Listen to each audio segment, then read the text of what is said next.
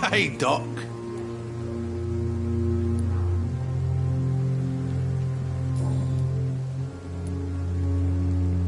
Am I right to assume your wife's letter pissed you off, Clay?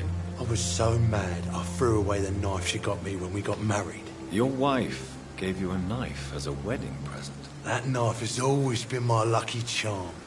If I'd had it in my hand when I got stabbed on that pier, I'd not have been wounded.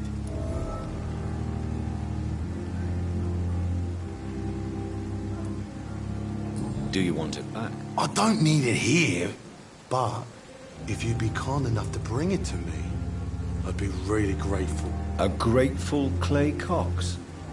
I might just find your knife and bring it back to you to see that happen. I can give you directions, but I'd be surprised if you managed to find it. My hideout isn't meant to be found easily. A lucky charm? I never would have taken you as the superstitious type. We all have our flaws, Doc. Mine's to have my weapon of choice for when the really dirty business comes around.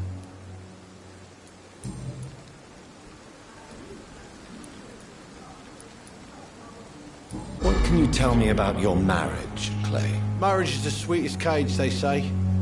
Well, I found myself locked in one with a wild animal. You mean your wife keeps you on your toes? No, I mean, we both have claws and we both love to bite.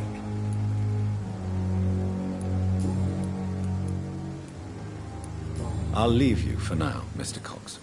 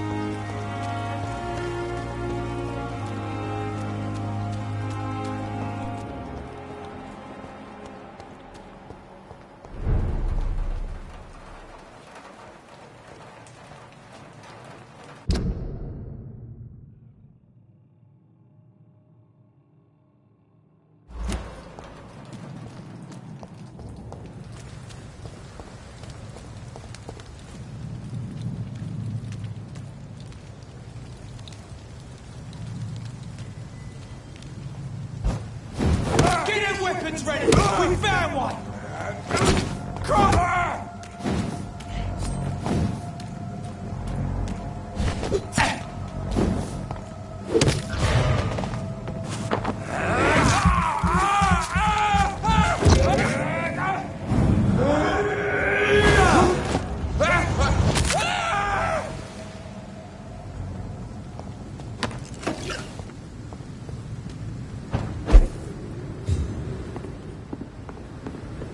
It's locked, all right.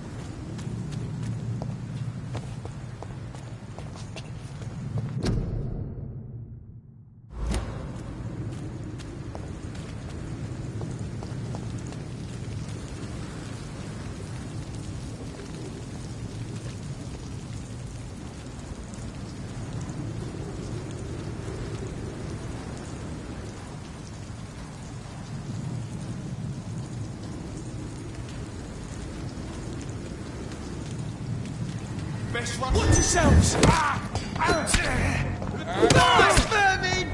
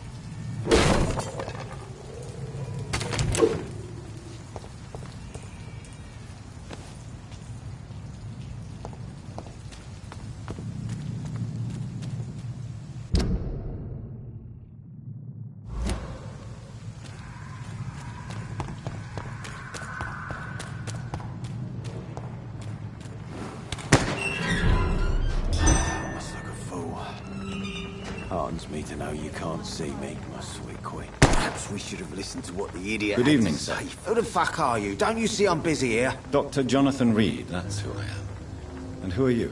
Ah, some fancy gentleman we've got here. Clear off. We don't want strangers on our streets. So you won't tell me your name, then? The name is Booth Digby. Maybe I'll ask my boys to break one or two of your bones, just so you remember it.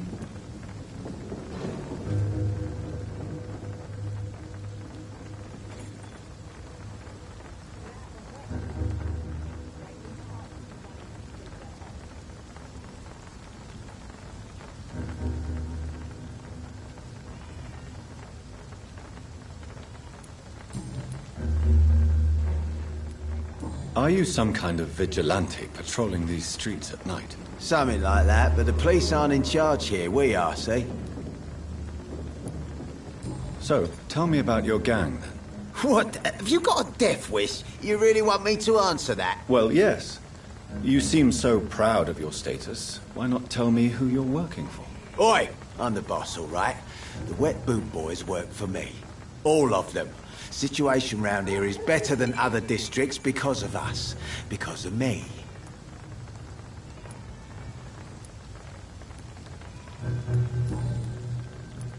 What can you tell me about this part of town? Things ain't that bad, thanks to us. We give people what they need, and we control this borough. Well, you're not doing a very good job. People are still dying here like everywhere else. Yeah, well, we can't be everywhere all the time. And Edwina says if we can find more guns, we could be more efficient. More efficient? Really? You should probably tell Edwina that guns are useless against diseases and infections. Incredible. You know what? You're lucky she can't hear you right now. She's more smart than patient. My sweet queen of the docks.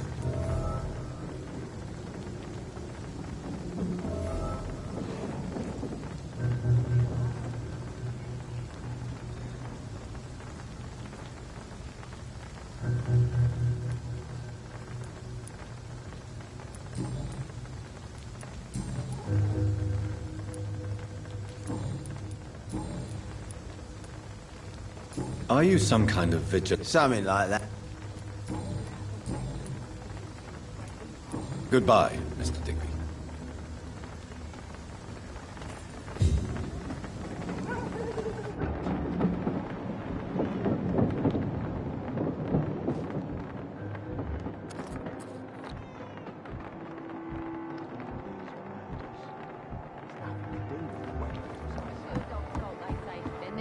wars, the epidemics, everyone's throwing the blame. Good evening, miss. I am Dr. Reed. May I ask you a few questions? Who are you? What do you want? As I just told you, I'm a doctor. From the Pembroke Hospital, actually. The Pembroke Hospital, you say? I ain't paying any bill left by Clay. I'm not here to collect payment, miss. Miss Edwina Cox. So what do you want then? Fancy buying something from me, maybe?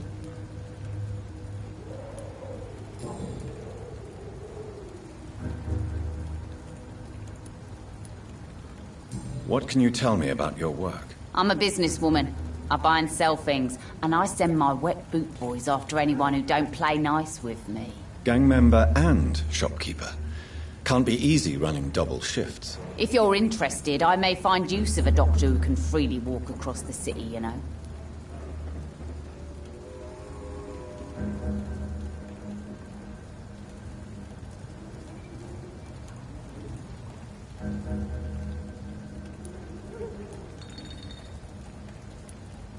You're quite blunt, aren't you? I like people who know what they want and say what they think. This is a time of great opportunity for those ready to embrace their destiny.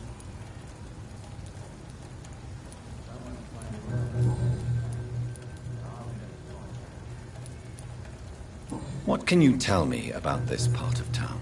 You can't trust anyone around here. As soon as you lower your guard, you can be sure some arsehole will take advantage of you.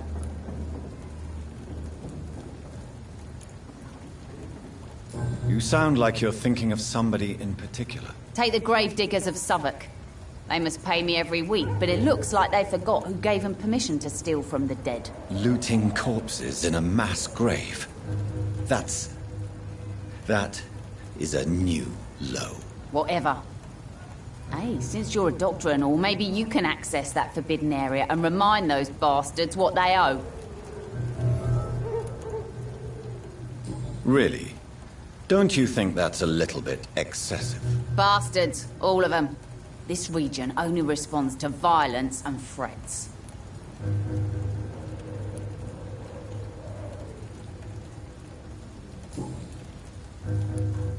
You still use your husband's name, Edwina. Why is that? Why shouldn't I? He may be a bloody bastard, but I'm still his wife and his name means something round here. You never paid him a visit at the Pembroke Hospital, did you? And I don't intend to. In Clay's case, I'm not against a medical mistake or a little help from the Spanish flu.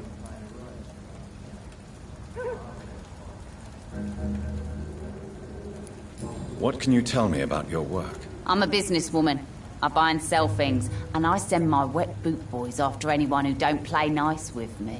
Gang member and shopkeeper. If you're interested...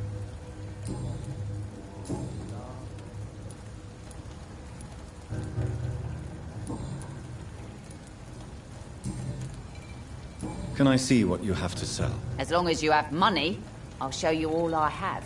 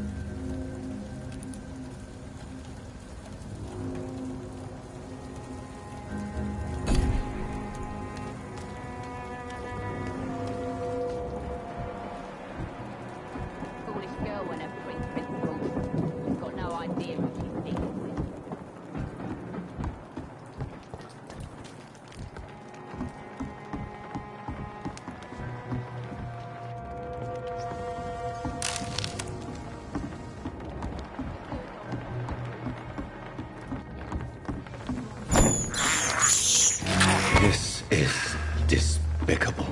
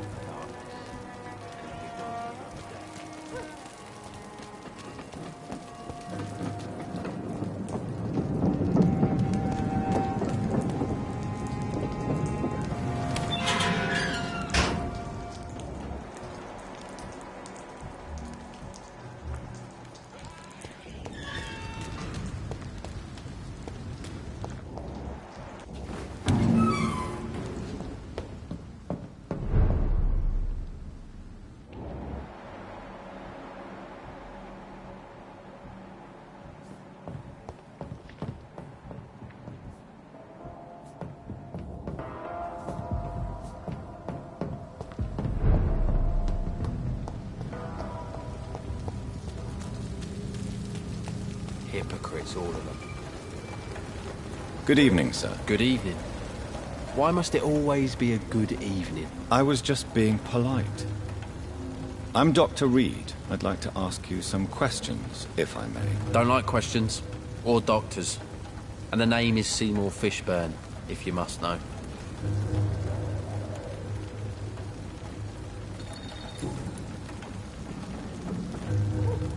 What's your occupation? I take care of my mum. It's what I do. She's the only good thing in my life. Even though I don't treat her so good.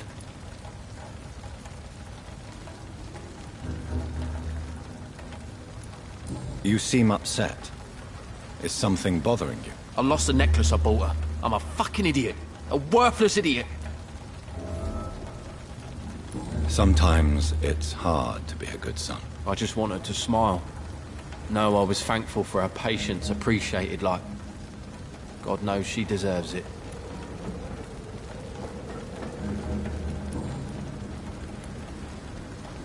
What can you tell me about this part of town? A shithole filled with maggots. Liars and thieves, all of them. Are you thinking about someone in particular? Nope. Hate them all. Especially these petty, whining little shitbag beggars. Is there no one who deserves your leniency, then? Well, Tom from our local is somewhat of a decent bloke. At least, unlike most maggots, he knows how to listen without opening his trap.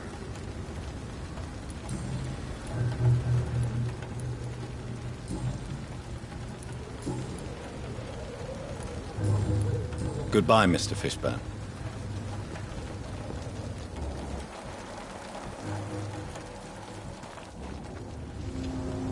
Good evening, Mr. Fishburne. Yeah. Do you require medical assistance? That's something I didn't expect to hear again. A doctor concerned with the health of his patients. Yeah. I could use some help. On several matters, in fact. I don't know which kind of doctor you're used to dealing with, but it's a doctor's purpose to heal people. And is it your purpose as well, Mr. Reed? I would say it's a convenient way for gaining people's trust. Goodbye, Mr. Fishburne.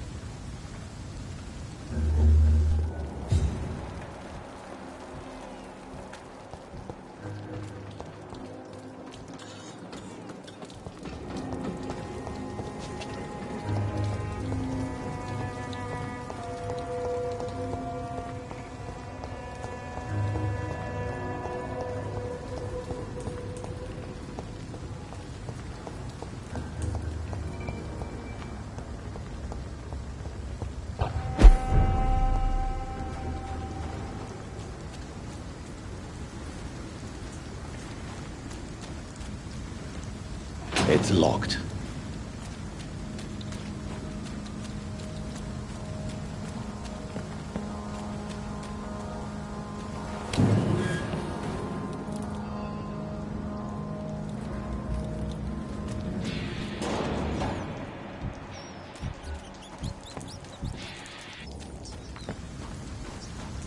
I cannot enter.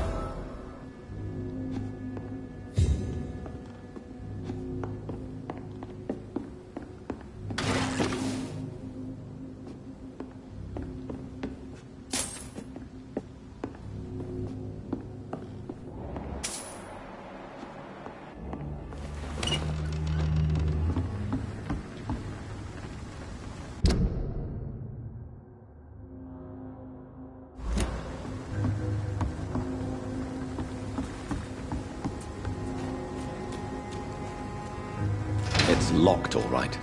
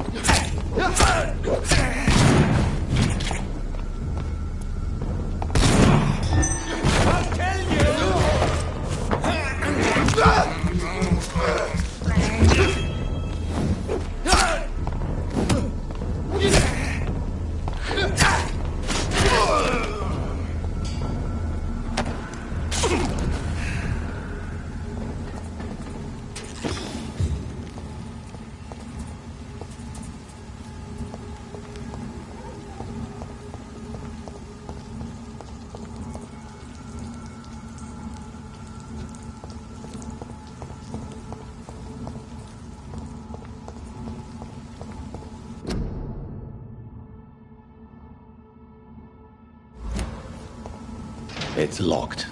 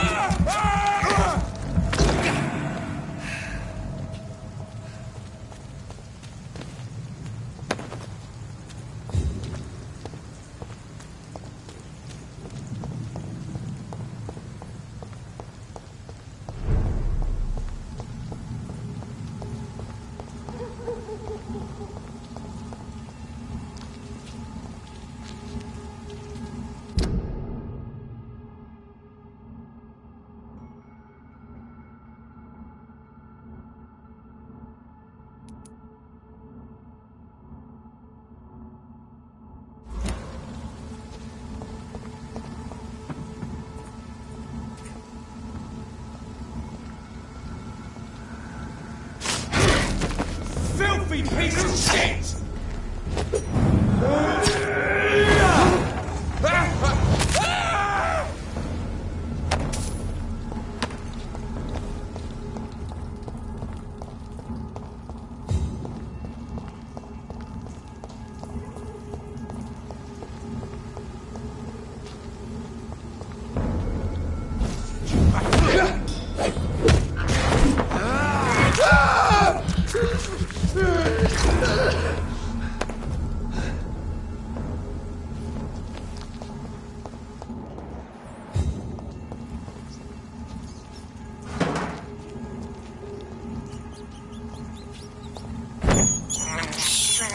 I have this thirst for blood.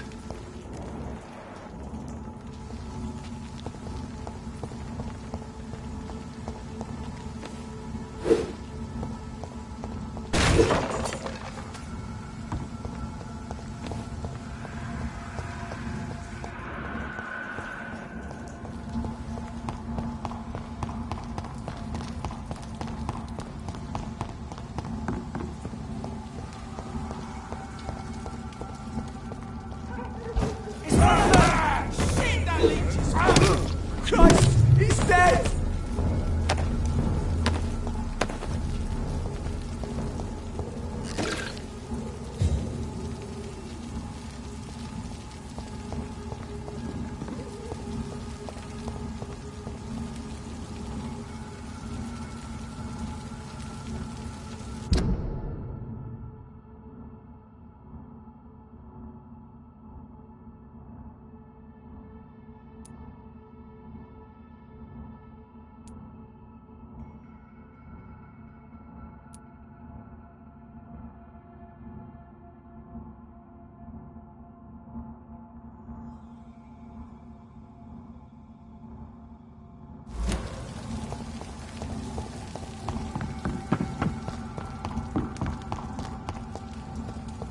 It's locked, all right.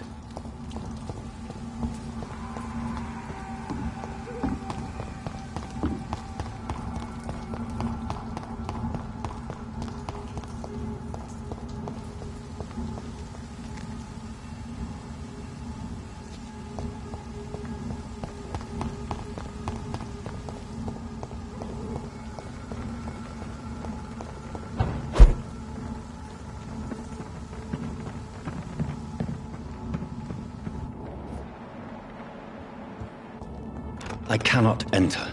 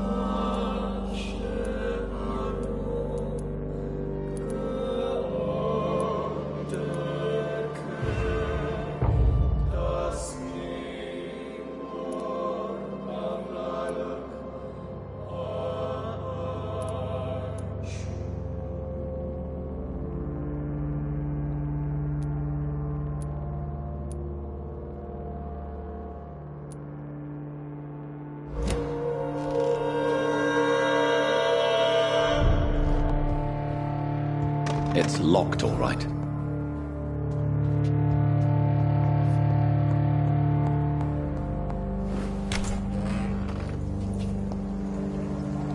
Die, Leech!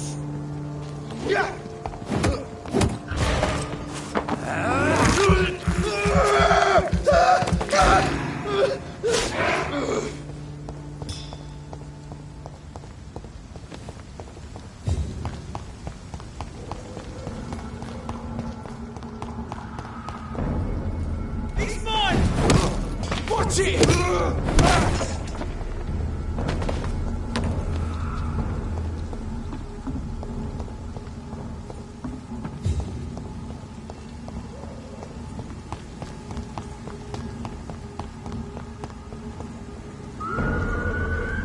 Steady, boys! Ain't got one of them!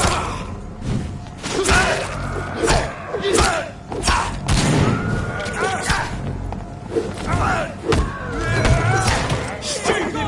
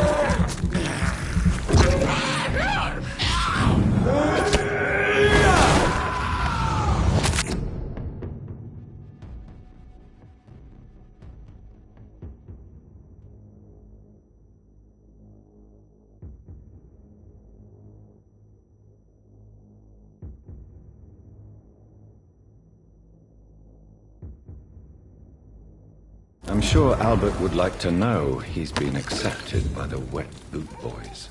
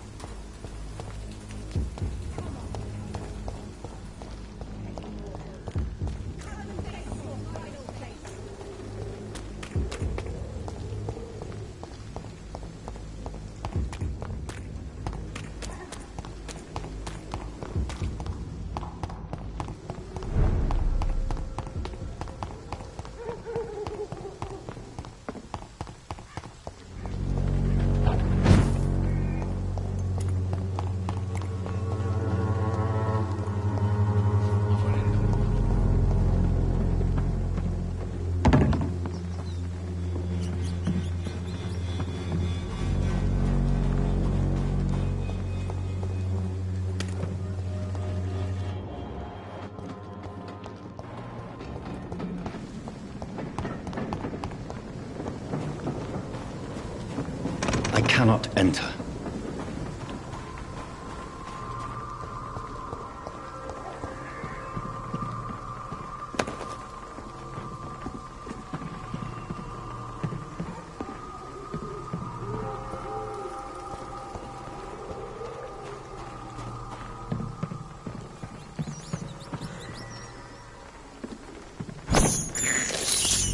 I can't believe I'm doing this.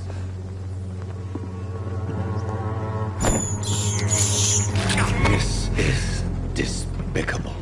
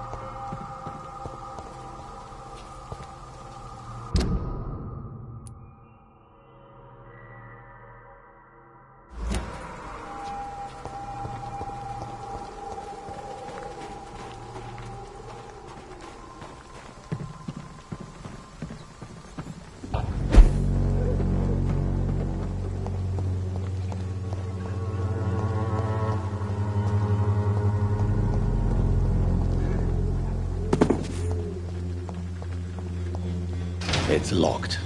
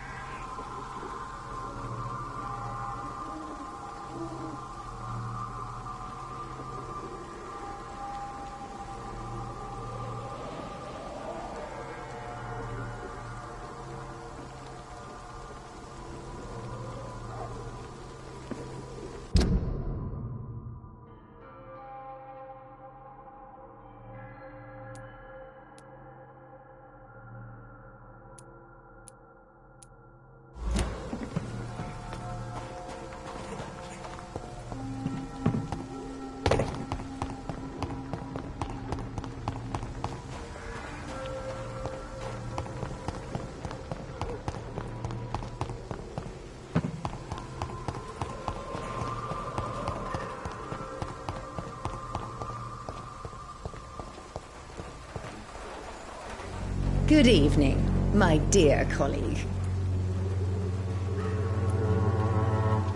Have you any news on Nurse Crane and her dispensary? Murdering those who try to make a difference. Now that can't be good for business.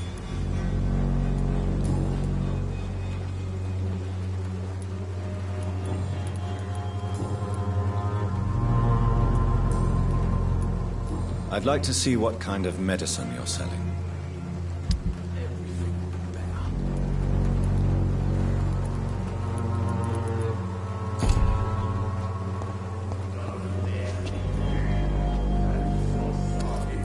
Good evening, Benjamin. Can I help you? I'm afraid not, Mr. Reed.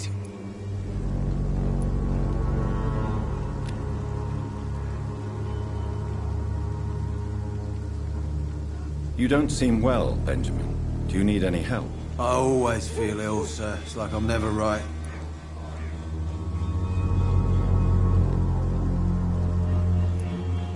I will see you later. A gun, alcohol, and a bad temper make a terrible cocktail, sir. Goodbye for now.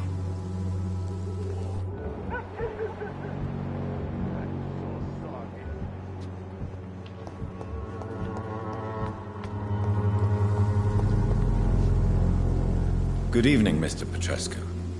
What are you doing here? I could ask you the exact same question, Mr. Doctor. Now leave me alone. How do you feel, Mr. Petrescu? Do you need my help? I would not even accept fresh water from you, Doctor. I don't need your help. Yes, you do. Please, take this. You'll feel better. I said I don't want anything. But I'll keep this for those who really need it.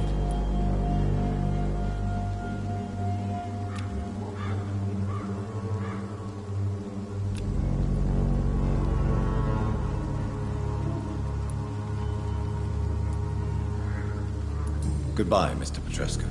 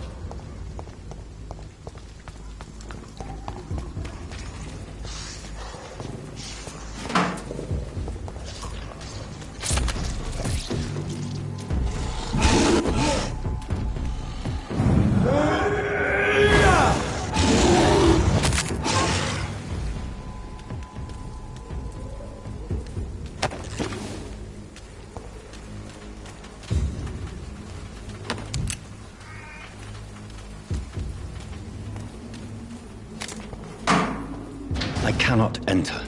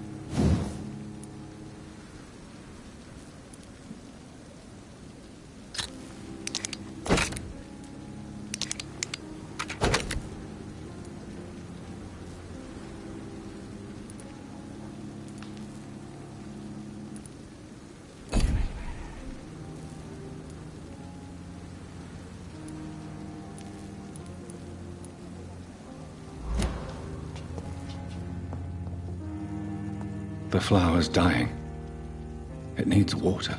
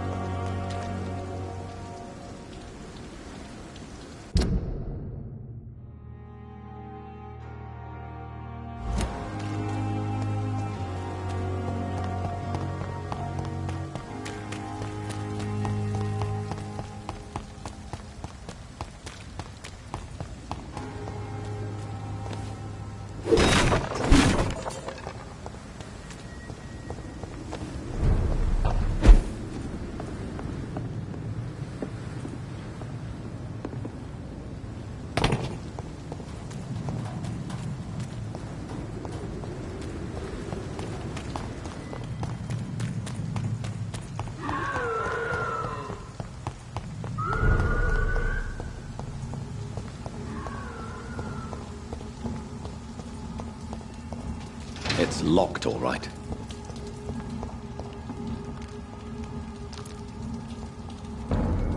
It's a leech! Christ! Die, vermin!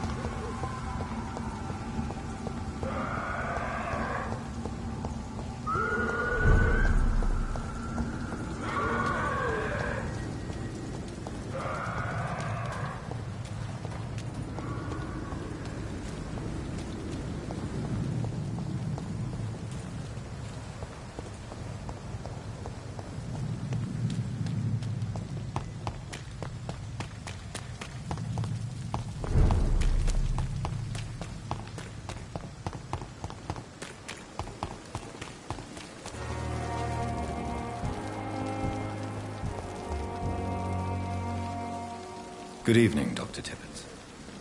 Dr. Reed, any good news to share? Do you need any medical assistance yourself, Doctor? Yes, indeed. But don't worry, I am perfectly capable of taking care of myself. I have no doubt about it, but you are still ill all the same. Please, take this medicine. I appreciate your concern, Dr. Reed. To be honest, I just did not take the time to diagnose myself.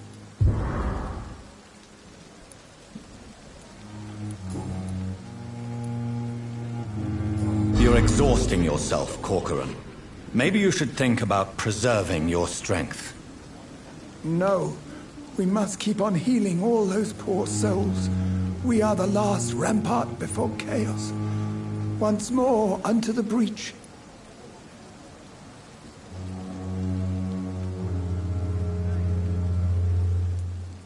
Nurse Brannigan is worried about you, Doctor. She should not have told you that. I will have a word with her. You don't have to blame her for her honesty. I'm not that kind of man, my dear Jonathan. Actually, Nurse Brannigan's opinion is the only one I may listen to.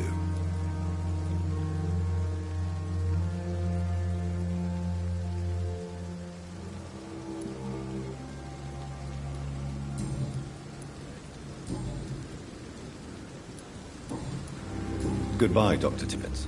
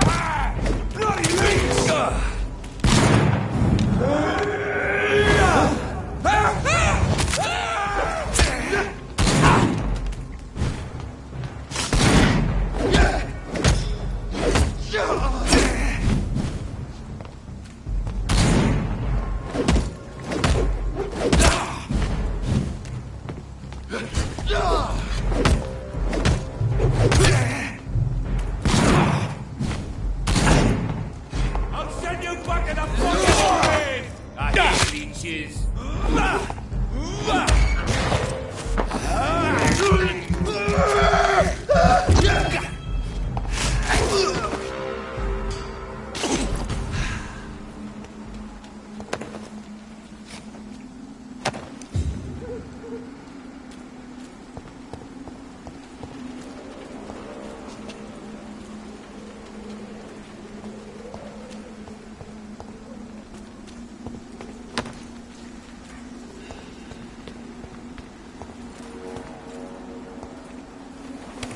Dear sister, I don't know if I have the strength.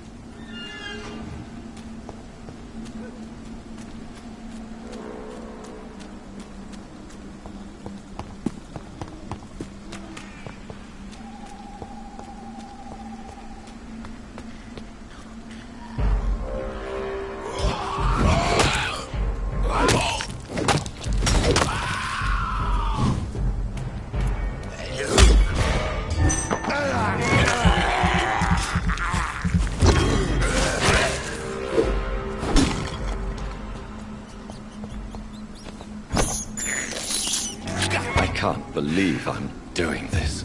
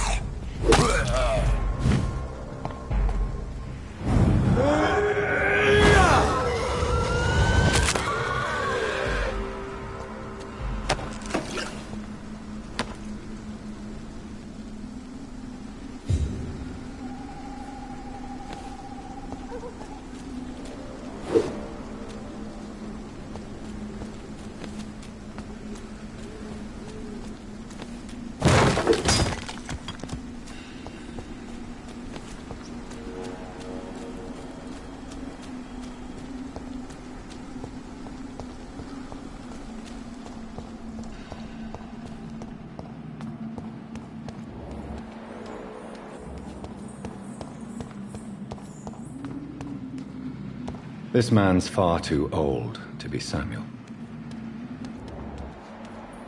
No.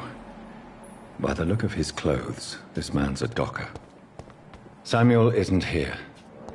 I had better follow the blood trail.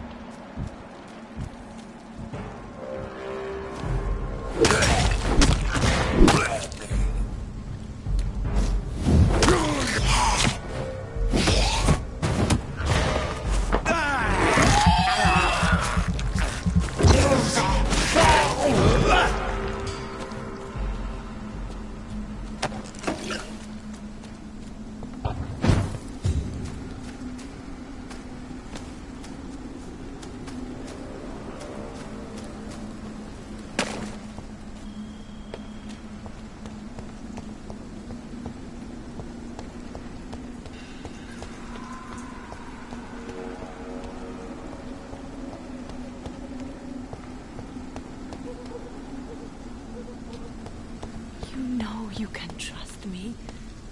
Why have you not spoken to me?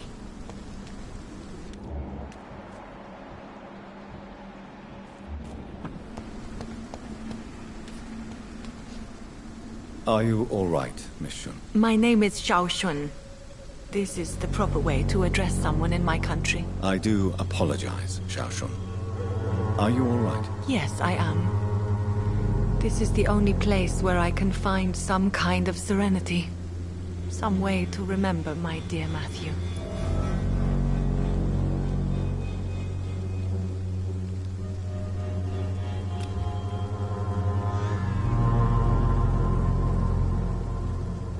How do you feel? Physically speaking, I mean. I don't feel good, Dr. Reed. Not at all. You should recover quickly after taking this. Thank you, Doctor. Have you recent news of Nurse Crane and her dispensary? From what I have heard, she was a brave woman. I wish I had met her before that tragedy occurred.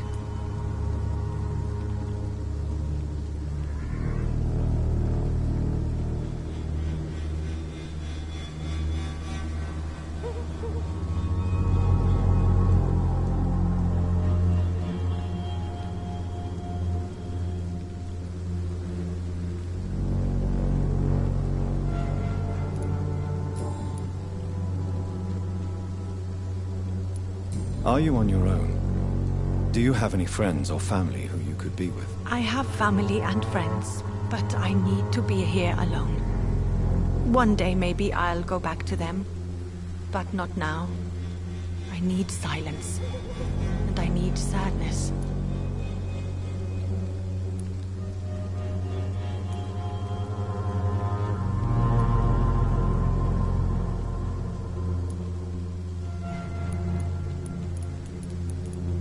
You should not be by yourself. Grief can be a terrible trial, and it's even worse when you're alone. Thank you for your sincere words, Dr. Reed. I sense you trying to help me, even if I don't quite understand why. Tell me how your husband died, Xiao Shun. Matthew died of the Spanish flu, like so many others. It's a mundane cause of death these days. But for me, it meant the end of the world. At this time, there is so little medical science can do to defeat this terrible epidemic. I'm truly sorry. The worst thing is not his death, even if it tears me apart. The worst is not to have seen it coming, to have lost him so quickly, even before realizing it. Did he hide his condition from you? Matthew was a smiling type, a happy sort. Everything that I am not. Did he laugh at his death to come, or did he not realize what was going to happen? I'll never know. The Spanish flu may be the worst disease mankind has ever faced. Why are you blaming yourself? You don't understand. I didn't know he was so sick. I didn't realize the gravity of his situation until it was too late. As harsh as this sounds, we are all equally vulnerable to this awful disease. It can take the strongest man in just a couple of days. I never said goodbye to Matthew. We never realized how bad it was. We laughed about it even. He always made me laugh. Now I don't have enough tears to shed.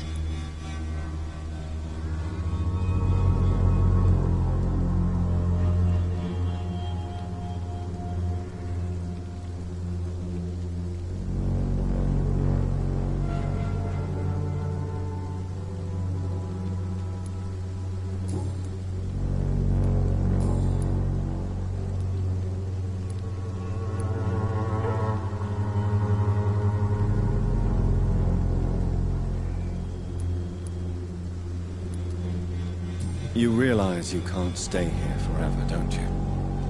Eventually, you'll have to leave the cemetery. Why? Why should I go? Since this is the only place I can find peace of mind.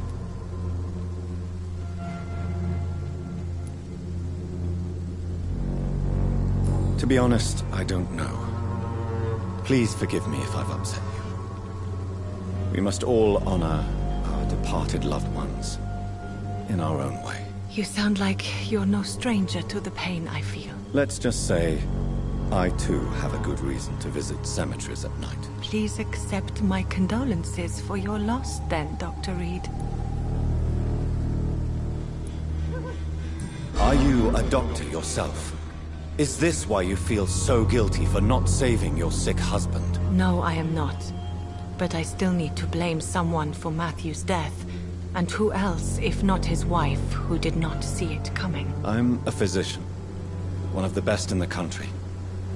But I was unable to save my own sister, Mary. She died in my arms. Why tell me this? Is it supposed to make me feel better? No. But I wanted you to know that you have done nothing wrong. Unlike me. May I ask what caused the death of your sister? You could say she was also killed by a terrible disease.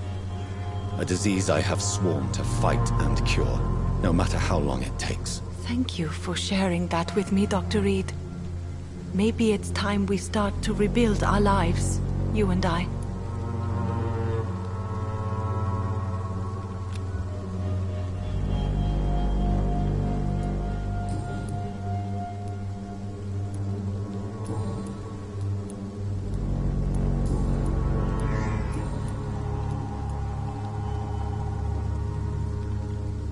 You should go home now. I think you're right. Cemeteries are for the dead, for they need silence too. Thank you for your honesty and your wisdom, Dr. Reed. Thank you for your company, Xiaoshun. Take care on the way home. Maybe I'll see you again in Whitechapel. Goodbye for now. Goodbye for now. So many new graves. Why do I still feel so disconnected from the others?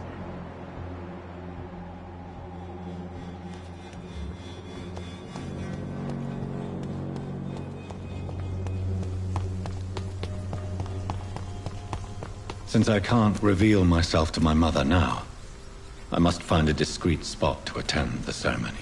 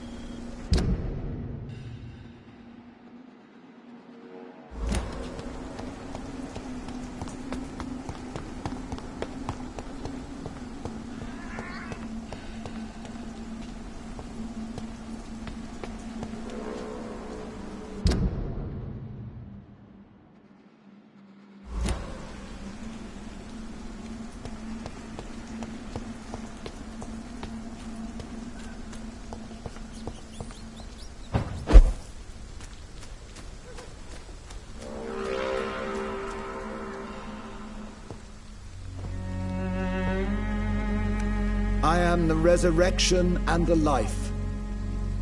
He that believeth in me, though he were dead, yet shall he live. And whosoever liveth and believeth in me shall never die. We commend unto thy hands of mercy, most merciful Father, the soul of our sister departed, and we commit her body to the ground. Earth to earth, ashes to ashes, dust to dust.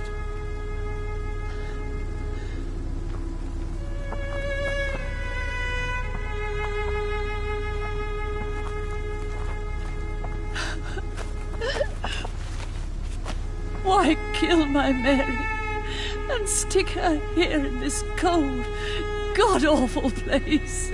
These are the legal requirements for the epidemic, madam. Oh, Avery, I feel so tired. Please take me home. Yes, madam.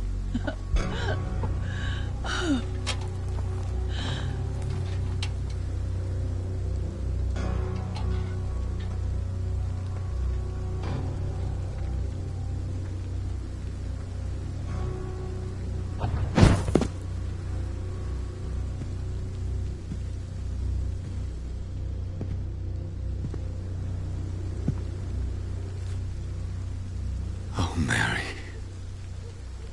What have I done?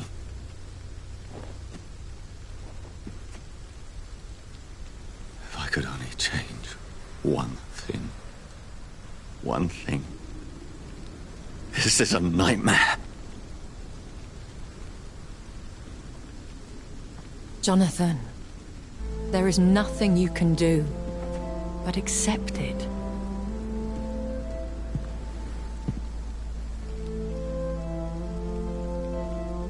What brings you here? I thought you could use the company. I am so sorry for your loss, Jonathan.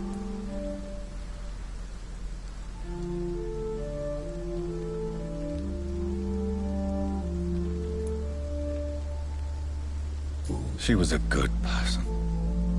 Vibrant, full of life. She was kindness incarnate, my Mary. You're a good person, Jonathan. And a young Ekon. A newborn cast into the night without so much as a candle to guide your way. She had been scouring the most dangerous parts of London in search of me. And it led to her death. Jonathan, don't. I still hear her last thoughts. They echo in my head. Her mind shattered, and it haunts me. Jonathan, stop. Listen carefully. You must come to terms with this. You must learn to live with what happened.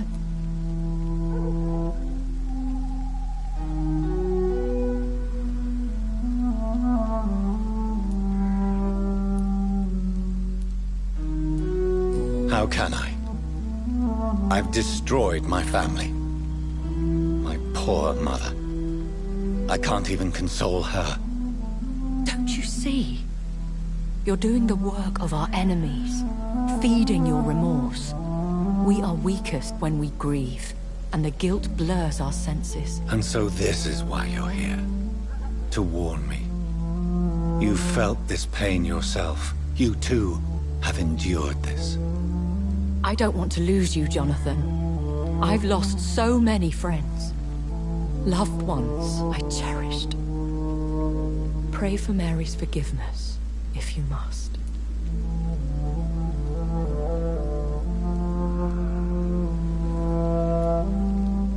You may be right. Of course.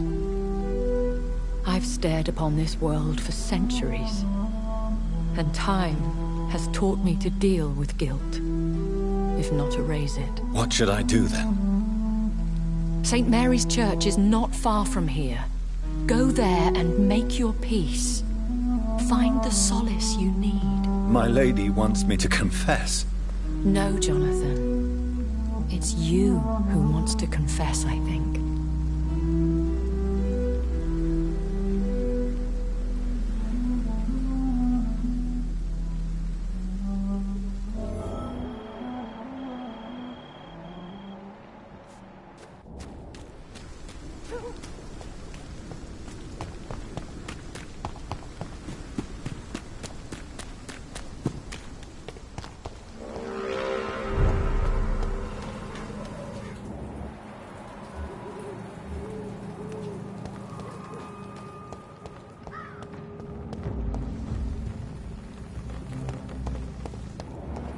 Sorry, sir, no admittance. Stupid fucking...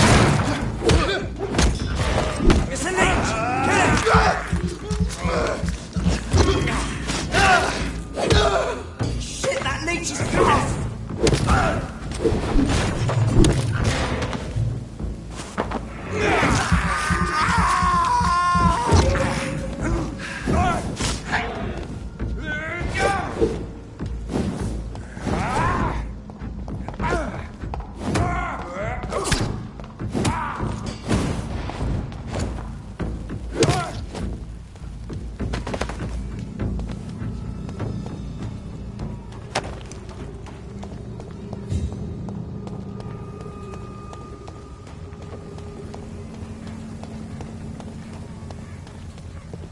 And off to church he goes, a newborn seeking divine consent to lick the blood from the soft and pointy crown. Who are you? Make yourself known. Newborn, you reek of guilt and pointless compassion. Shed your skin, forget your old weaker self. What do you want from me?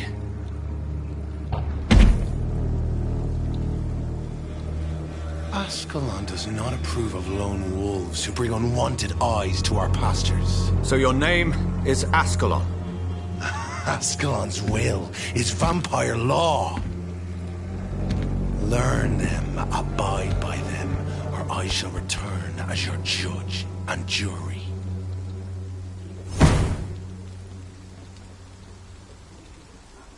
These immortals try my patience with their plans and unsolicited counsel.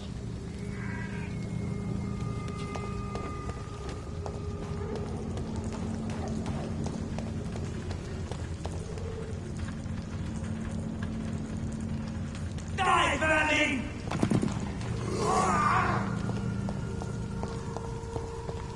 Take a breath for this!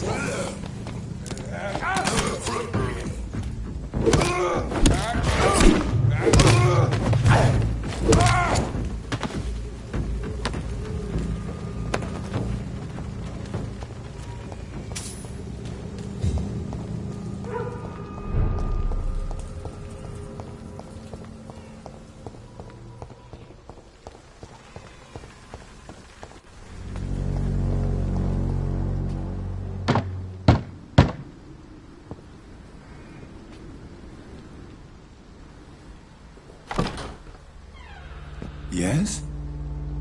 What is it that you want? I'm sorry to disturb you at such a late hour. No worries, my son. I'm still quite awake, having just returned from a funeral. Yes, I know.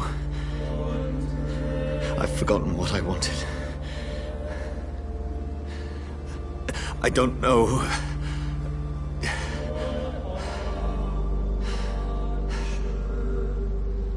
May I help you, child? You seem somewhat perturbed. I haven't the strength to cross the threshold. I wish to pray, to cleanse my soul. The church is shut by order of the bishop. But I'm still the vicar of St. Mary's, if that is any use to you, my son.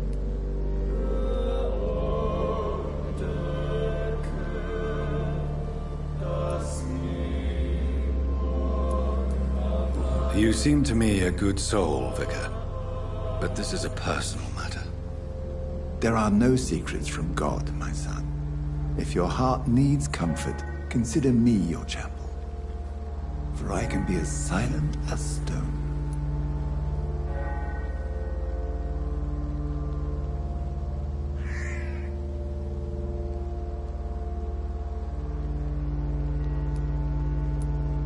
I've told you once. This is a private concern. Your eyes burn with rage, yet I see the pain that lies beyond. I am here to lighten the burden of all God's creatures. Whatever you tell me is between us and the Lord. Very well, priest, as you seem quite adamant. Open your heart, my son. Tell me what burdens you. With whom do you wish to speak?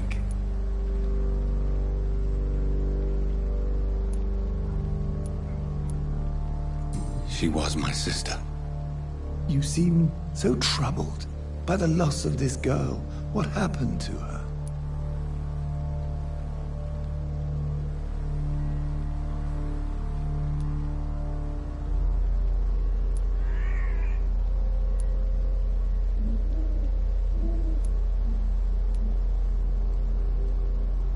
She was murdered. I see. And how are you feeling, my son?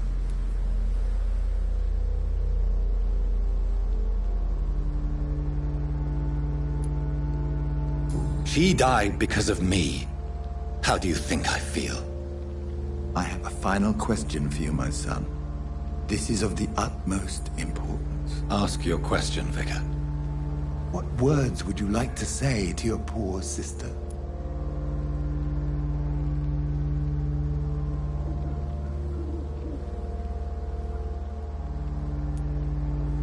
I killed you. There's no excuse.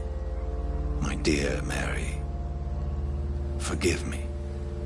You have been hurt, my son, and your burden will lighten if your words are sincere. Go in peace now, and live your life in the way she would have wanted.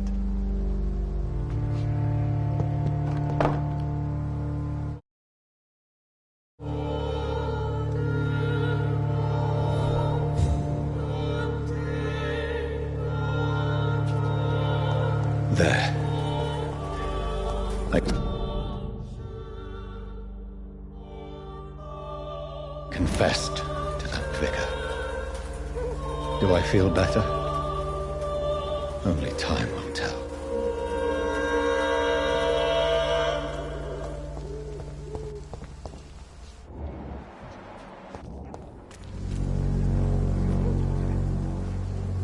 Good evening, Doctor. Can I help you? Do you need assistance? That would be nice of you, Doctor. Who knows what I may have caught during my investigation. If you persist in investigating the most pox-ridden boroughs of London, you must accept the risks. Thank you, sir.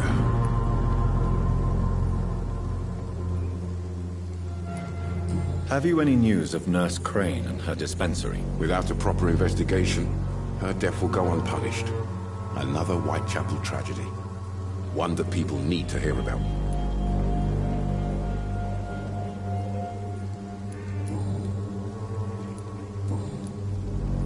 Goodbye, Mr. Darby. Farewell.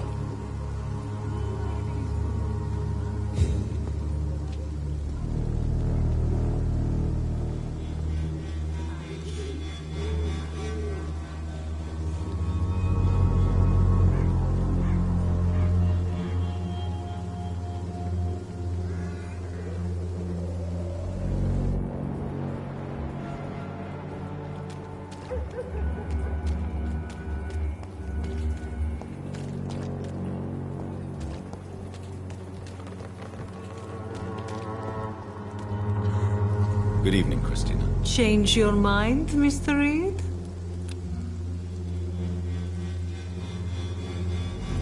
Do you need any assistance, Miss Popper? It depends on the price of your medicine. I am shocked that you would think I am that sort of man. Forgive my suspicion. I'm so used to liars with good manners. Thank you, sir. What do you know about Nurse Crane and her dispensary? I paid my respects when she got killed. She died far from her country and from her family. It is a sad story.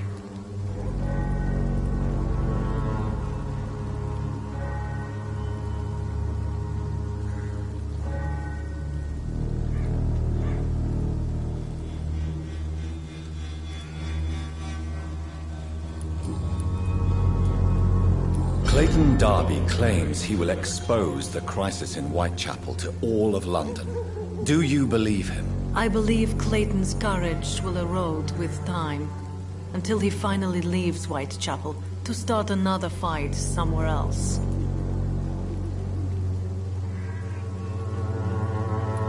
Are you talking from experience? I've seen your type come here to get a good fuck in a cheap room or a dark alley before going back to their fancy houses in the West End.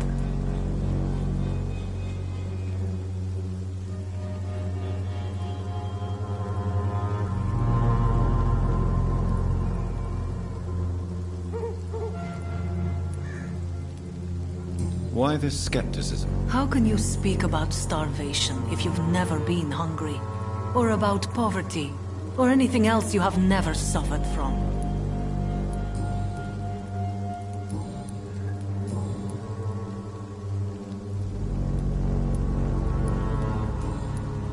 Goodbye, miss. Take care of yourself as best you can.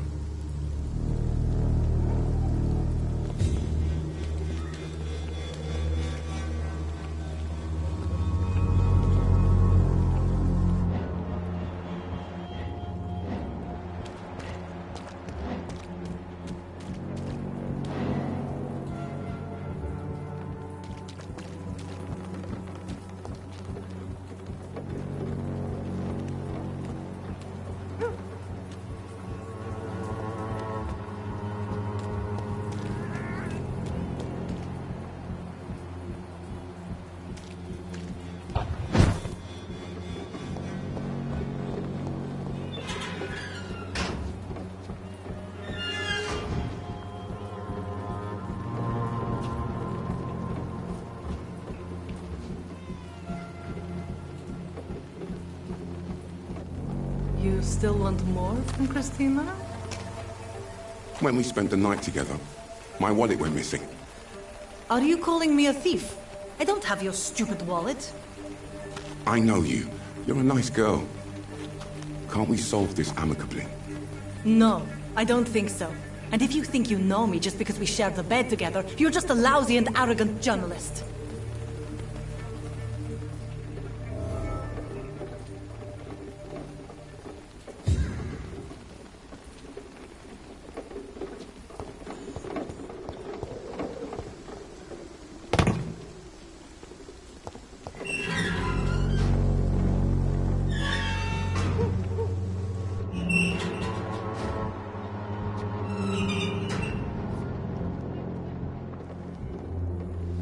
Good evening, Christina. Change your mind, Mr. Reed?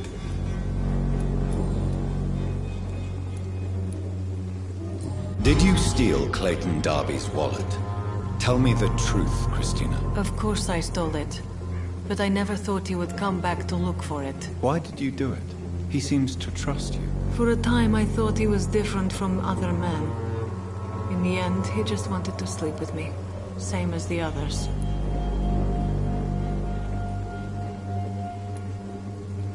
I care nothing for your story or your anger. You stole from him, so at the very least you share the responsibility. Believe what you want. I don't care.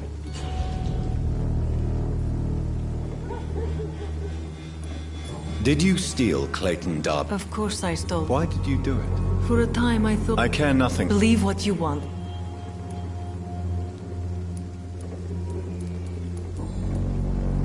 Goodbye, miss. Take care of yourself as best you can.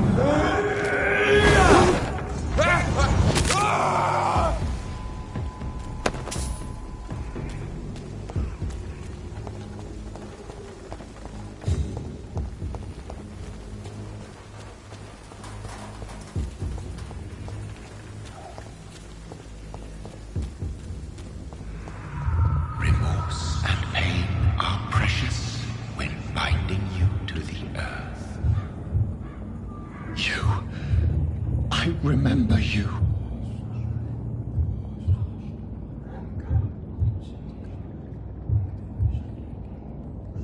Fear be gone.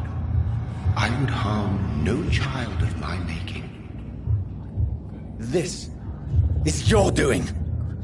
You made me. Made me this creature. What are you? I am the land. You are our champion.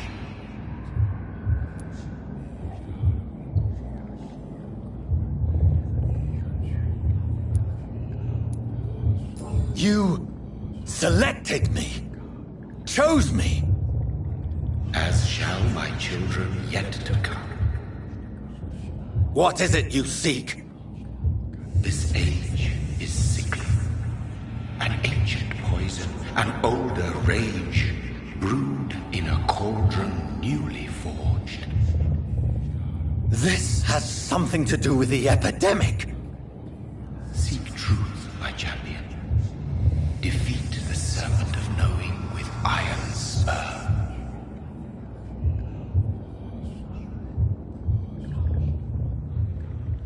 I've had enough of others making decisions for me, pretending to know how I should feel or behave. So the vampire who made me is some sort of disembodied entity? Or was he just projecting this vision in my mind? Maybe Edgar can help me with this one.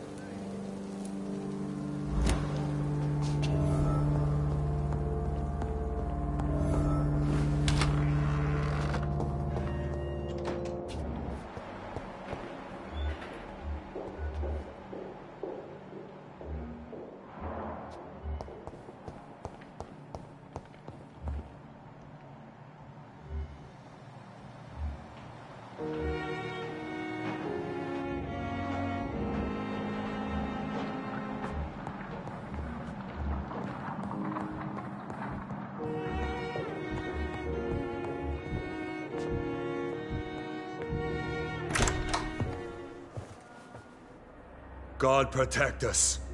You've got a leech in the hospital. Yes, my hospital.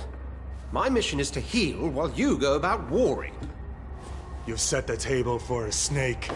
I wonder why there's venom in your food. I'm growing tired of your song. You're a woodsman, McCallum, not a doctor. Return to your hunt. Remember, I've a good nose for machinations. I can flare the scent at a mile. You can't hide from the guard. Leave him, Jonathan. This is sacred ground. Neutral territory. And I just had the carpet cleaned.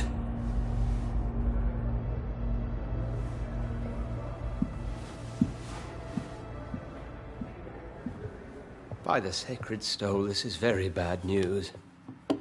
Bad news indeed. What happened? The hospital has been attacked. We have injured patients, at least one dead and several missing. This has spiraled out of control. Even the most infirm are asking to be allowed to return home.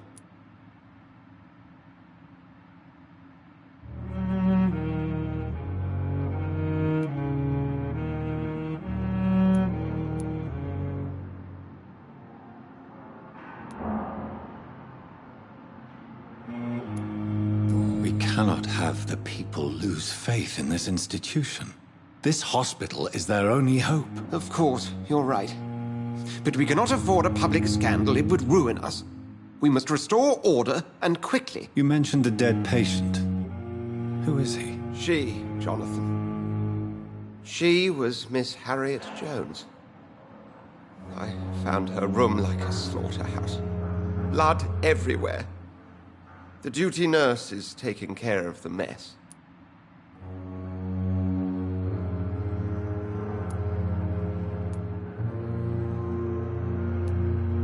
Very well.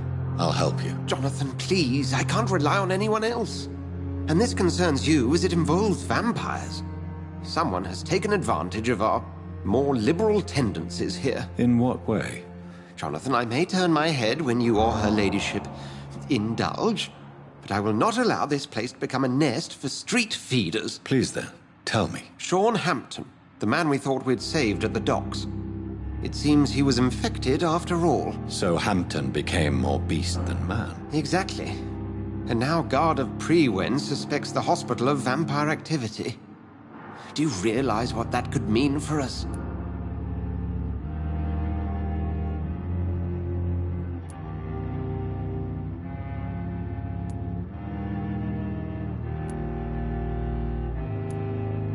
Rest assured, I will protect you. And your staff. McCullum is a fanatic. The Guard will stop at nothing. You don't know what they're capable of, Jonathan. Very well. Since I brought Mr. Hampton here, I will put an end to this.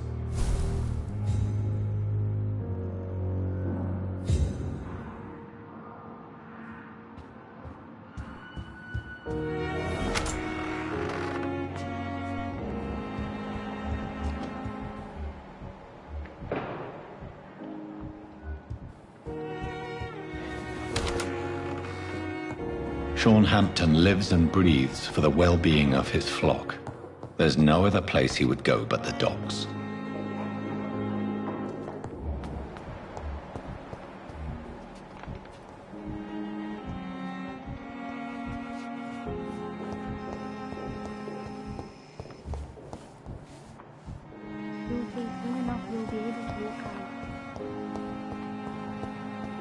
What on earth happened here?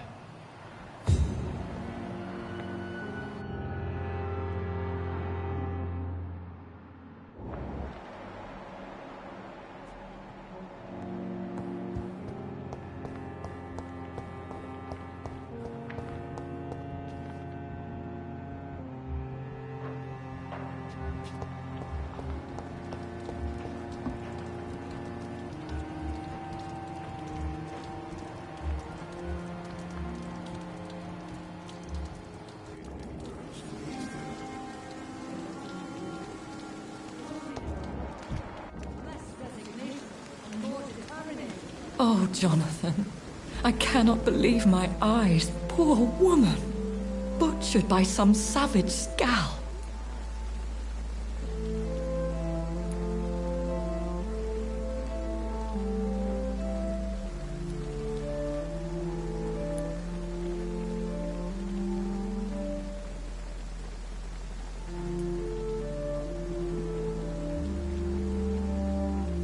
Yes, and I'm afraid I'm at least partially responsible. The man, the scowl, I brought him here. Jonathan, how could you say such a thing? Forgive me if I feel despondent, for there seems to be no end to the suffering and death that surrounds us. I'm always here for you, Jonathan.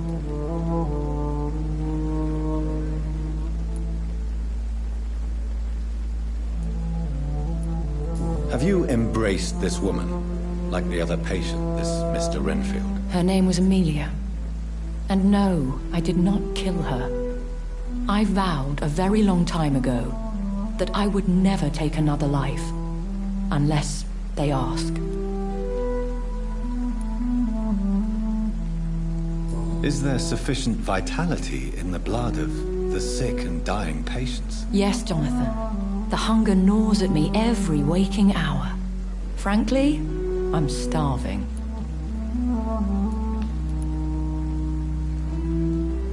Temptation surrounds us. Rich, vital. How can you resist? Over the years, any pleasure I once gleaned from feeding is long gone. I drink for sustenance. And though I still thirst for more, I restrain myself. What do you know of Ascalon? I was threatened by a creature, a vampire in Whitechapel, stating I had to obey the law of conduct. What more can you tell me about him? He was bigger than a man. Huge, in fact. He seemed to radiate violence. I thought he was going to tear me apart. Then he vanished. Fergal, the executioner of Ascalon. You were fortunate he was not after you, but rather out doing his master's bidding. What is Ascalon? The Ascalon Club are the most powerful vampires in Britain and exert tremendous influence. Take my advice and stay well away.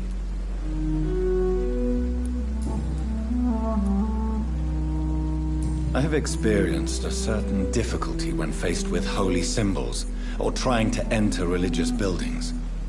Have you? Now that's quite a question. I don't know why, but yes, it has happened to me.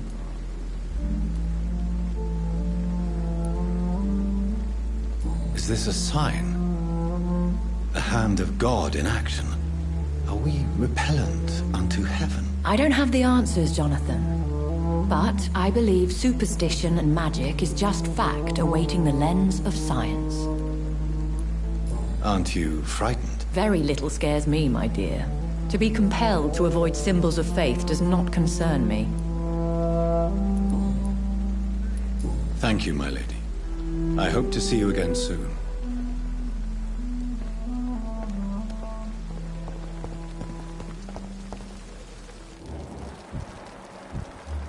Last summer's epidemic was difficult.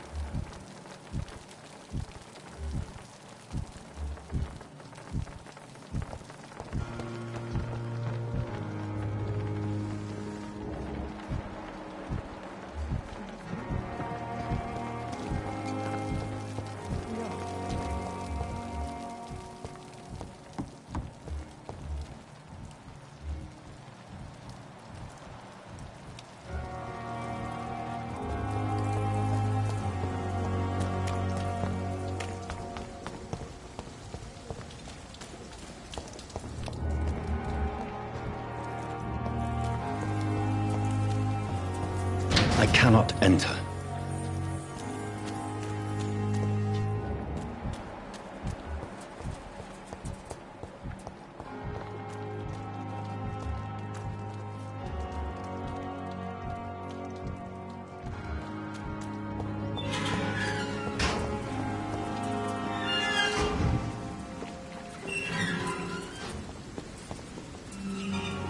Hello again, Mr. Blight.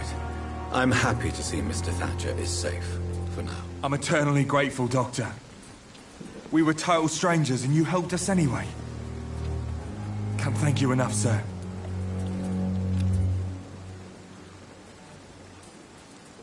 Do you need medical attention, sir? Afraid so. In the war, I was always worried about picking up something, getting some infection. Unfortunately, got that fear in London now. Throughout history, some diseases have done more damage to armies than any weapon created by man. You were wise to be careful. You're working at the Pembroke Hospital, aren't you? That's a good enough reason for me and Oswald to go there. What can you tell me about the war, Mr. Blight? If you want to speak about it, of course. War was... well, you know, sir.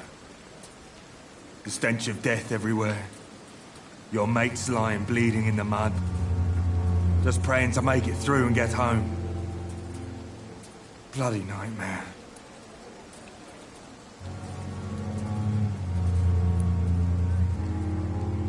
I fought in France, too. I served as a field surgeon, but it was not uncommon to repel an assault, especially at night. Yeah. The first time I was wounded, I had to protect the infirmary from hostiles. Twice. Did you know Oswald Thatcher before the war? No. We met in the battlefield. I think we're in the same boat to France.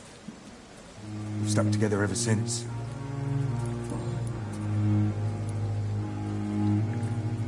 You are always welcome at the Pembroke Hospital. As a former officer, I'll be honored to welcome a fellow veteran. I'm not giving up on bringing Oswald back to the hospital. I just need to convince him that he needs some help. Perhaps he needs to reach that decision by himself. Could you speak to him? He doesn't usually listen to doctors, but perhaps because you've been through it, you can talk him round. Why do you stay here now that Mr. Thatcher's back? It's complicated.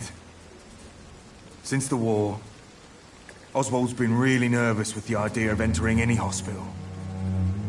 And me, I've got my own issues. Can you speak about them? Rats, sir. Even seeing one, they turn me. Just want to run. It's that fear that stopped me from going after Oswald when he left.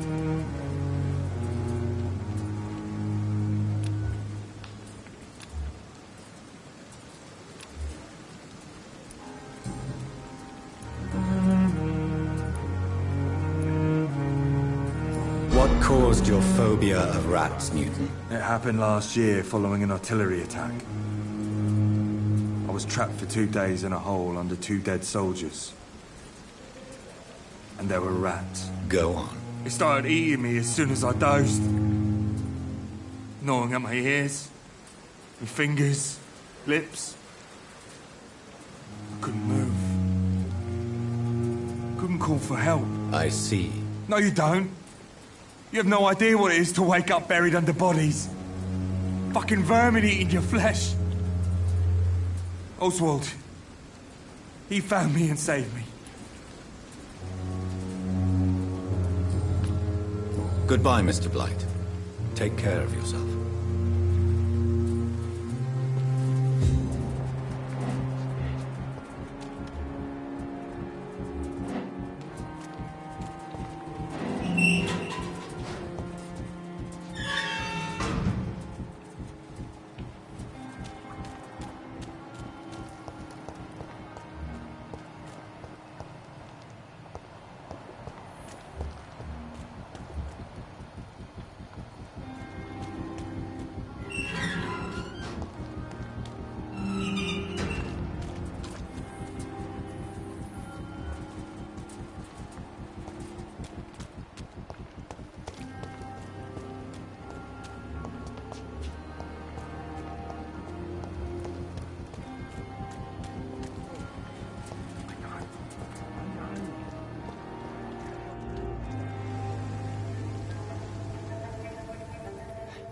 Sometimes you act like a real jerk, you know that? Come on, Ozzy, don't be like that. What, like what? Like someone who felt betrayed by the man he loves? Did you ever even try to find me? Rescue me? You know, it's not like that. I wanted to.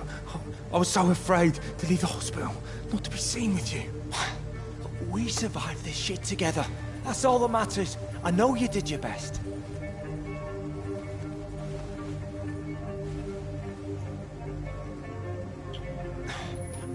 Fuck the war, right? And fuck them all. Fuck the war. Fuck them all.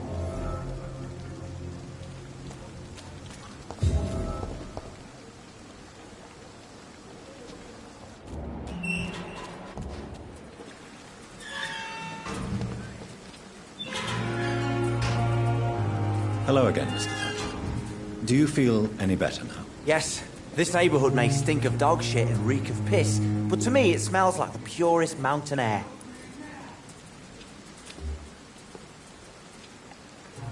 Do you need medical attention? Don't get me wrong, sir. I'm grateful for what you've done, but I've never felt comfortable with doctors.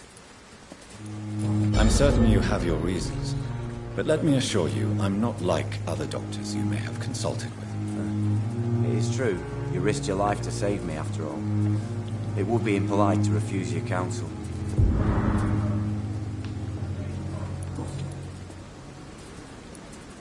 Mr. Thatcher, do you have a job? No.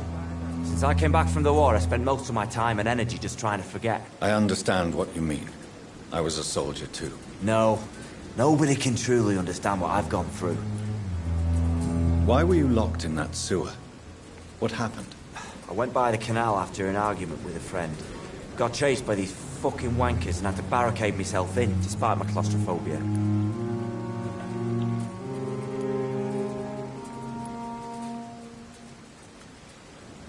Why did you run?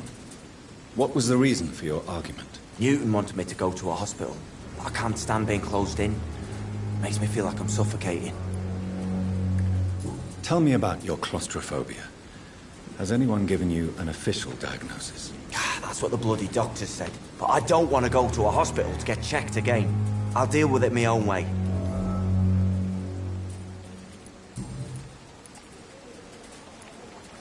Oswald, why did you not go to the Pembroke Hospital to seek medical help? I don't trust doctors. All they care about was their careers and processes. I won't be locked in any room again by anyone. Your fear of being trapped is not going to go away by itself. You need professional help. I've seen enough butchers in white coats to last a lifetime. Hospitals reek of chemicals and death. What I need is fresh air.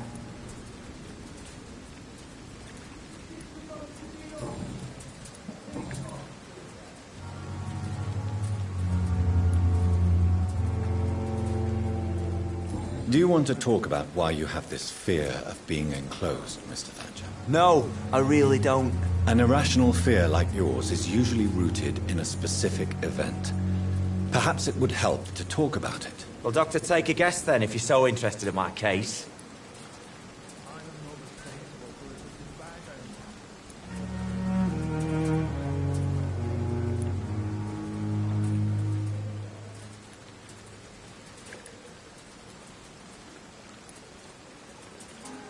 When I rescued you, you expressed joy at seeing the sky again. So I'm inclined to believe you were trapped or buried somehow. Maybe during a shelling. Jeez, you're good, Doc. You're really good. Go on, please. Tell me more about it. Newton and I were trapped in a circulation tunnel after an artillery attack. We were buried alive for several days without ever knowing if we'd be found.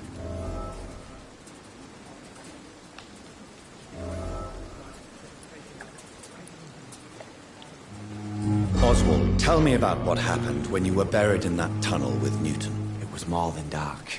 It was black as pitch. Hours seemed like days, and days like months. The terror, the shameful thoughts. Lord have mercy.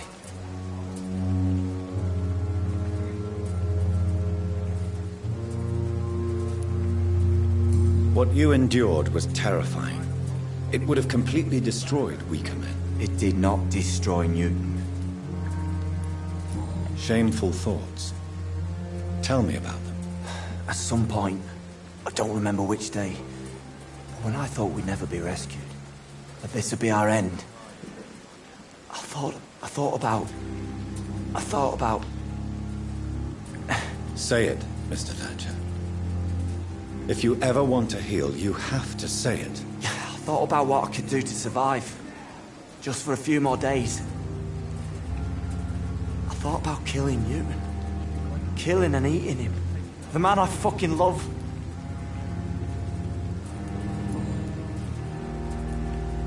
Tell me about your true feelings for Newton. I love him. I'm not ashamed to say it. He's the best thing that ever happened to me. I can't imagine life without him. I admire your honesty. It takes courage to stand up to society. The world needs people like you to create change. Courage is what we needed in the trenches, looking death in the face every day. I speak plain. I speak my mind. Have you always been this straightforward? All I know is, before you saved me by the sewer, my only regret was I wouldn't be able to hold or kiss Newton again. I love him, that's all. Why should you be ashamed? I'm not, I said.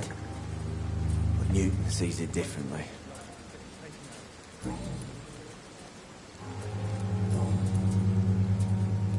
Goodbye, Mr. Thatcher.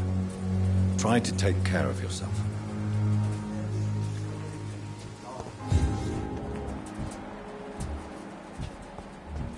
So many rats in the streets.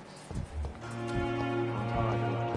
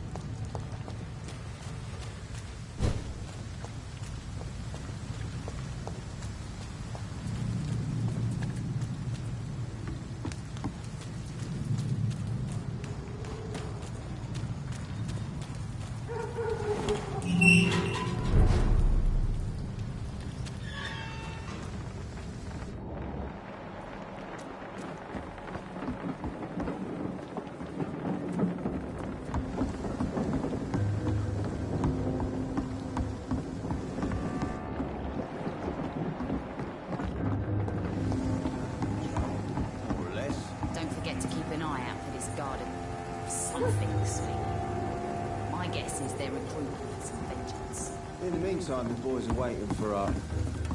well, for your orders, my sweet queen. I hope the rumors about Clay are true. Otherwise... You again? What do you want?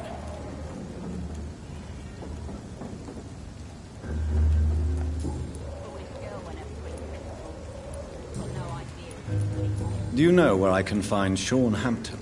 I need to talk to him. The sad saint. Why on earth do you want to talk to him? He was one of my patients at the Pembroke Hospital. Oh, yeah. I heard the poor bastard had been abducted by some cunt. You better ask Tom Watts. He knows Sean Hampton well.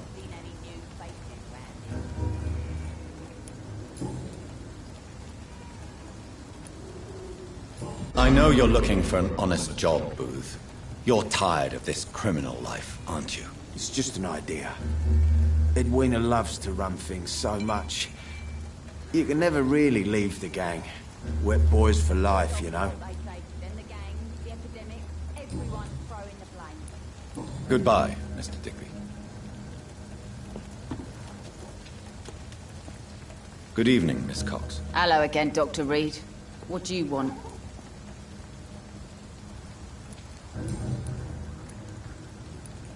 What can you tell me about your work?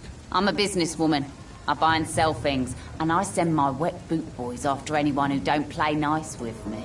Gang member and shopkeeper. Can't be easy running double shifts. If you're interested, I may find use of a doctor who can freely walk across the city, you know. I'm not interested in a career in the criminal underworld, Miss Cox. Fair enough.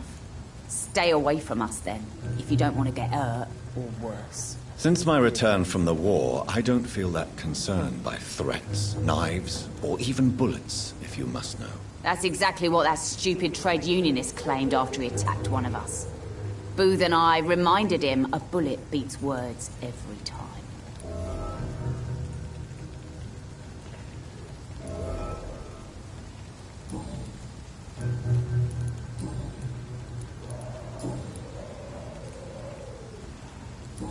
Digby looks at you with love-struck eyes. Tell me, Edwina, is the feeling mutual? You have no idea how refreshing it can be for a woman to receive all the pleasure she needs. For once. I'll take your word for it. What is it, Doctor? A woman's not supposed to talk about these things.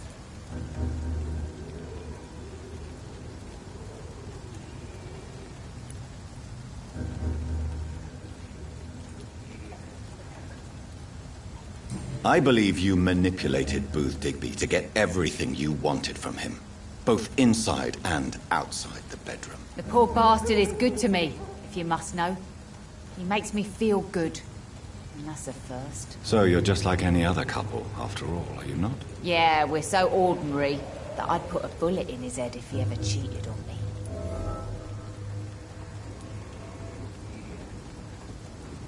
Tell me about the man you and Booth killed, Edwina. The bastard killed one of us and received retribution. There's nothing else to say. What happened exactly? I don't know, and I don't care. One of ours was killed by that communist bastard, but he didn't brag for long. So you have no idea what really happened, but you executed him anyway. No one messes with the Wet Boot Boys, Doctor. This is our territory, and this is our law. And your conscience is clear. You kill without hesitation. Violence is an efficient tool, Dr. Reed, when used properly. So you decide who lives and who dies, just like that? Yes, Doctor. Just like that.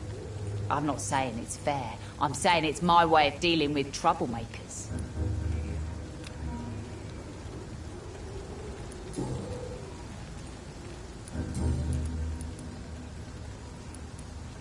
I'm looking for Mr. Sean Hampton.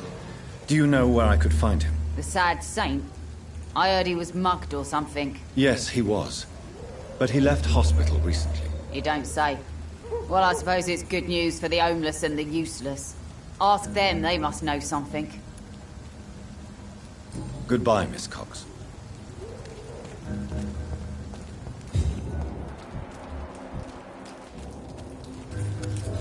Good evening, sir. Whatever.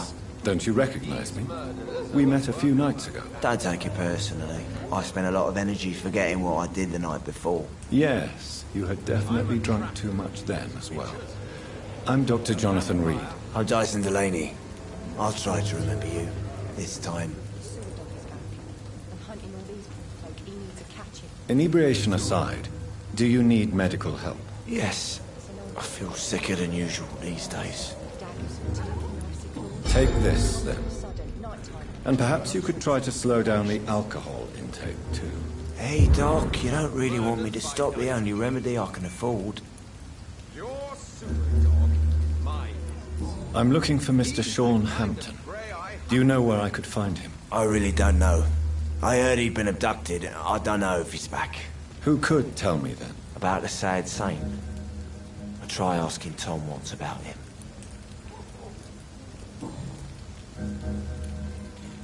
Surely you must have had dreams and expectations when you were young, like everybody else. Sure. I wanted things to change. To really change, and to change for good. The bigger the dream, the harder the fall.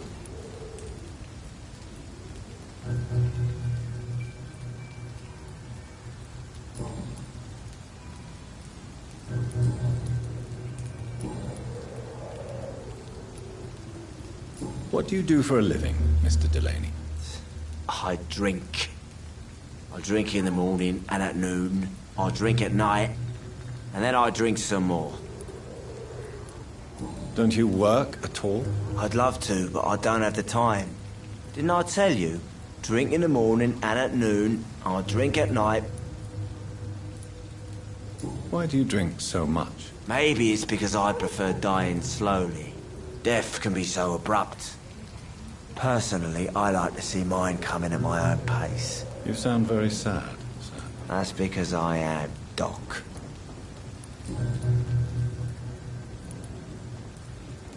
Is there anything in particular that you like about this part of town? Except for the cheap drinks, I mean. How dare you say such a thing? I love this neighborhood.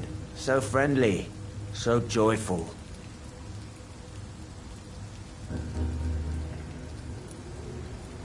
Why are you so cynical?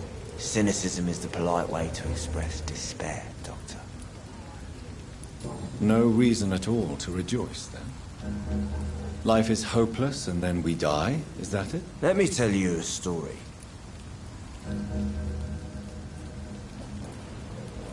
All right. Go on. A few years ago, when I believed a resolute man could change things around here for good, a tragedy occurred nearby. What kind of tragedy? It was a bomb. Bomb that exploded and killed many people. Metal and blood everywhere. Shouts, fire, broken window of the shoe shop, the torn street light. You lost people you loved that day, didn't you? I've lost everything. But you know what the worst part is? I don't even remember where it happened. I've drunk so much to forget it. Now I can't remember where it was. I can't pay my homage to the dead. I'm sorry, Mr. Delaney. It's okay. If you ever find the place, just leave a flower for me there. Even if you tell me where it is. I'm not sure I'd memorize it.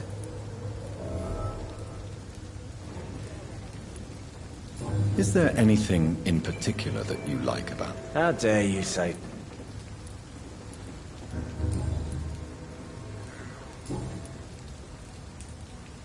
Goodbye, Mr. Delaney.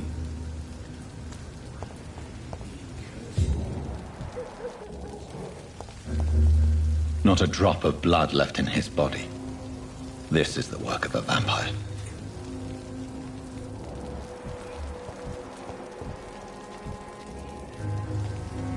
Good evening, sir. Have you witnessed any suspicious activity or strange events recently? And what do you define as a strange event? More to the point, who are you? My name is Ichabod Throgmorton, vampire hunter extraordinaire and warden of the East End. A vampire hunter? Really? I know what you're thinking. I'm just another lunatic howling at the moon, but I'm not. The bloodsuckers exist, and they're close. Mr. Throgmorton, I'm Dr. Jonathan Reed. I'd like to hear more about these vampires you're hunting. A man of science? Well, I'll be glad to enlighten you.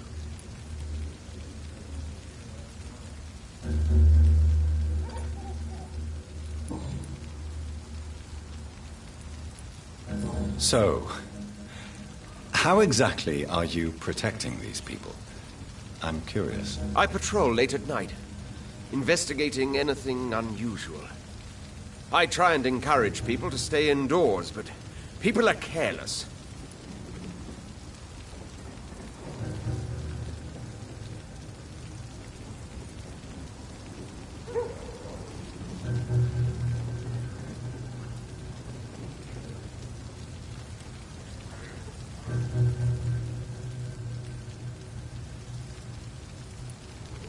Can I help in any way?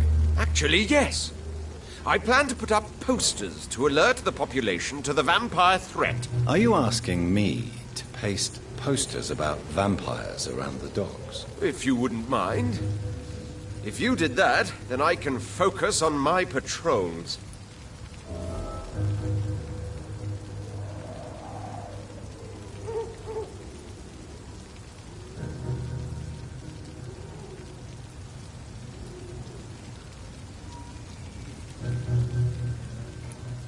How do you identify a vampire? It's simple, really. They can't stand daylight. They're afraid of garlic and holy symbols. And they also cannot enter a house without being invited. Have you ever killed one of these creatures? Yourself, I mean. Of course I have. What kind of question is that? It's a dirty business, believe me.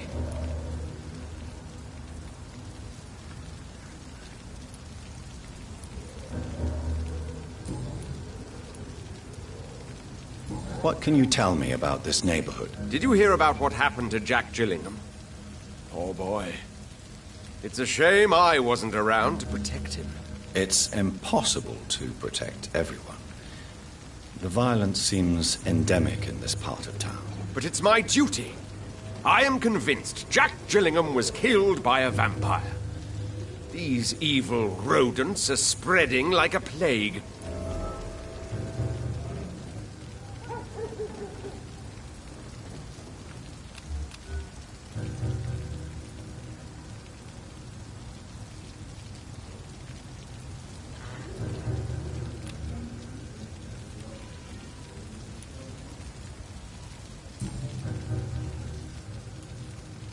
I'm looking for Sean Hampton. Can you help me, Mr. Throgmorton? The sad saint? He should be at his night asylum at this hour. But I cannot tell you how to find it, sorry. Really? Why is that? It's nothing personal, Doctor. I'm sure your intentions are good, but people who sleep there, they have plenty of reasons to hide.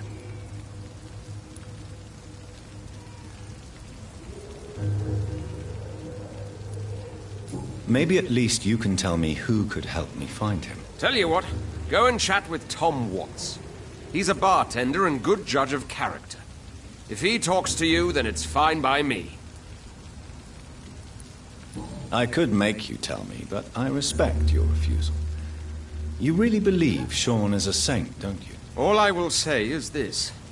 Gossip has it that when he was a child, he was molested. By a priest of all people. Funny thing is, though, it only strengthened his faith.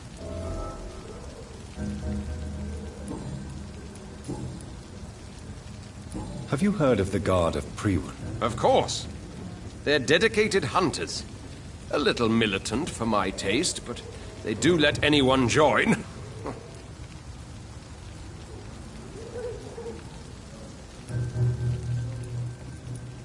Were you ever tempted to join the Guard yourself? I did think about it, but I'm more of a silent hunter. They're more of a sanitary militia. So you hunt alone? That sounds risky. Vampires are just like every other predator. They hunt when they're hungry and follow certain patterns. It's just a matter of observation and patience.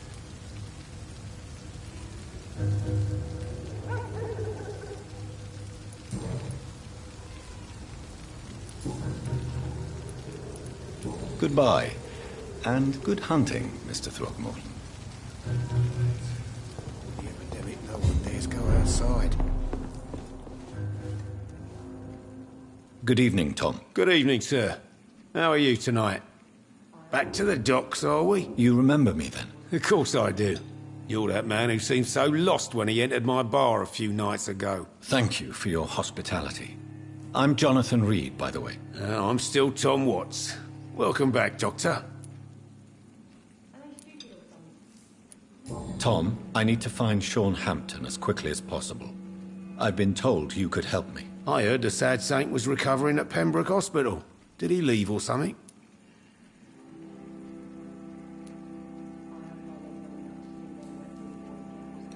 I believe he returned to his flock. Can you confirm that? Oh, I bet you're right. Sean can't help but worry about the poor and sick. Oh, I guess it has something to do with what happened to him as a baby. Please, tell me. Well, I don't like to gossip, but I heard that the sad saint was abandoned as a baby in front of a Catholic orphanage in Dublin.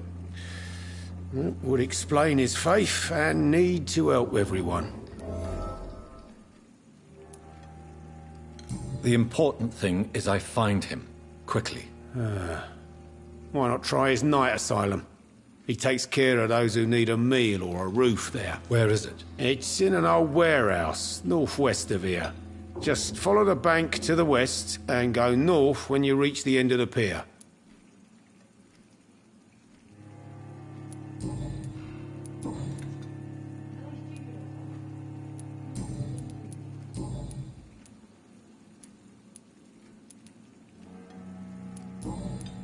Goodbye, Mr. Watts.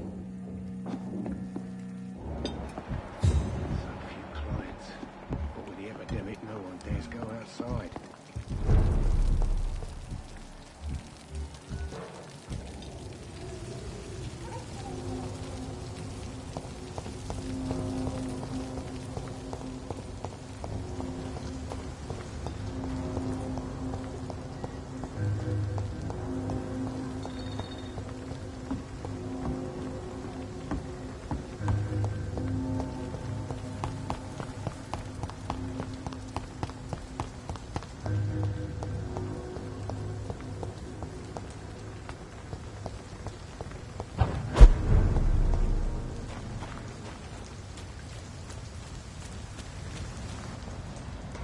Another disgusting ghoul did it, don't you think? I don't think so. Wounds are clean, Miss Mathon. Seems like the guard of Freewood is on Sean Hampton's trail, too. I'll send you to hell. Put an end to you!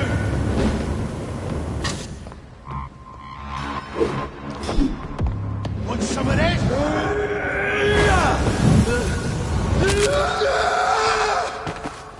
Burn it, boys!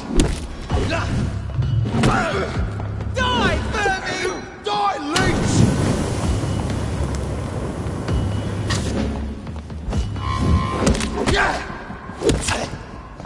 Crush the leech, boys!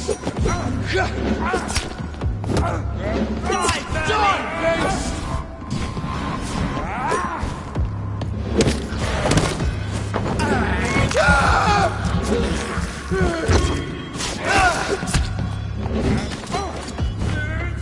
I'll send you to hell.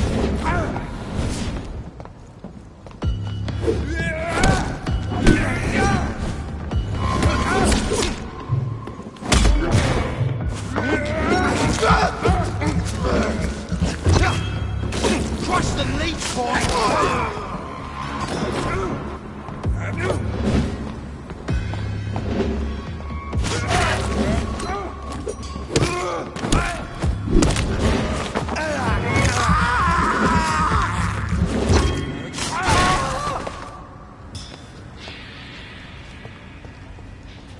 The wounds on this corpse are deep, the result of rabid rage. If this is Sean's doing, he's become a murderous beast.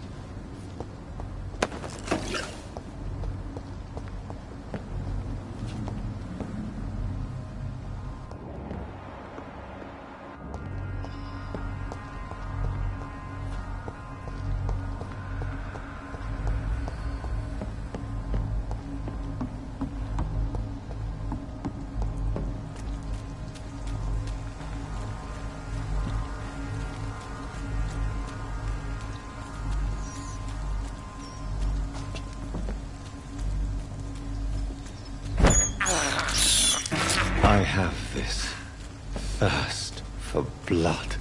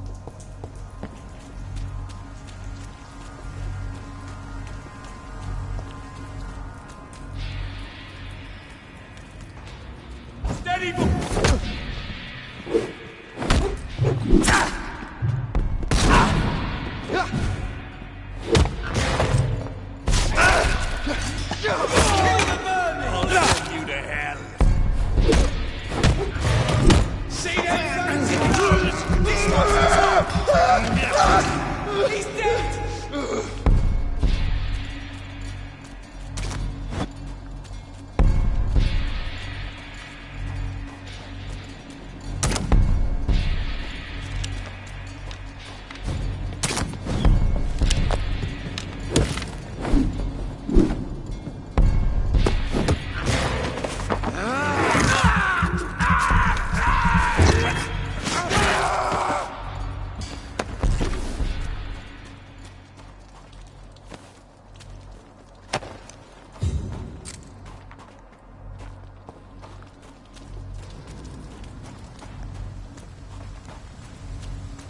It's locked.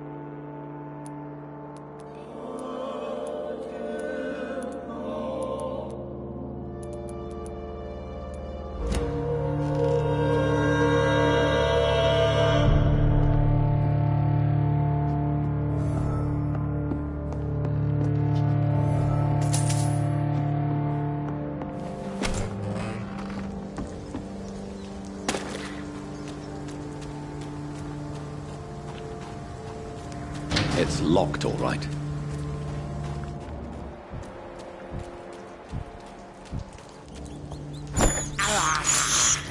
This is despicable.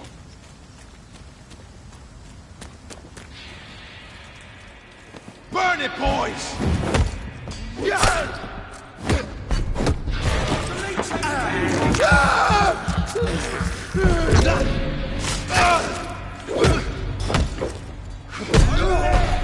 There's one of them vermin!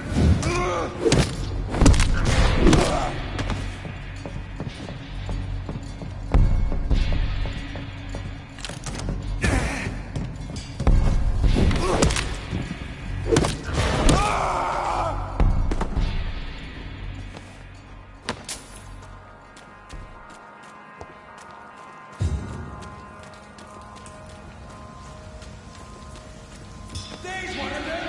Watch yourselves!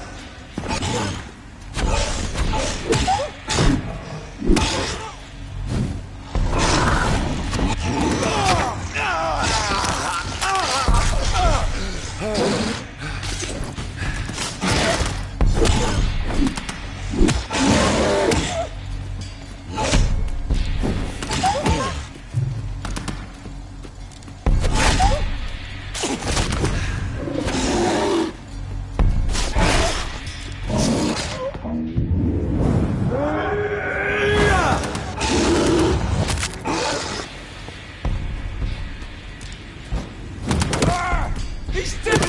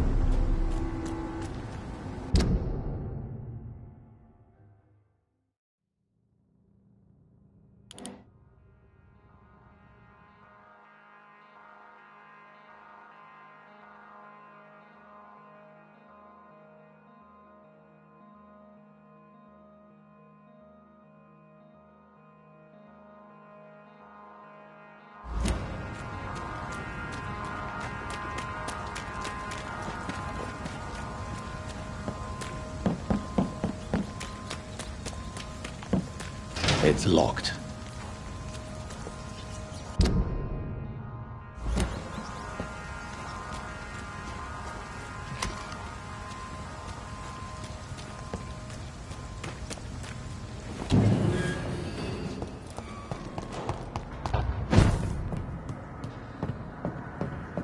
It's locked, all right.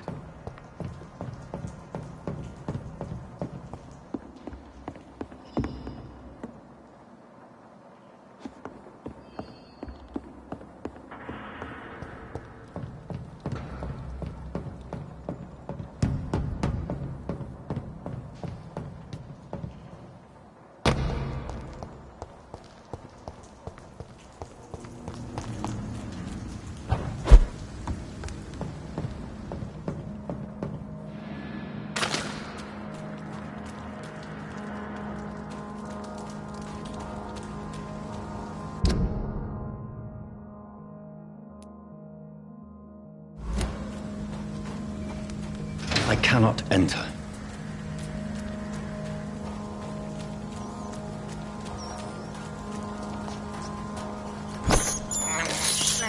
I have this thirst for blood.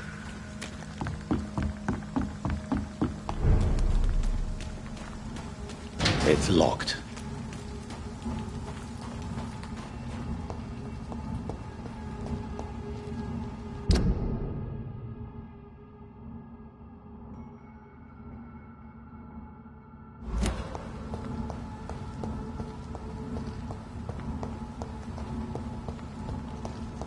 It's locked, all right.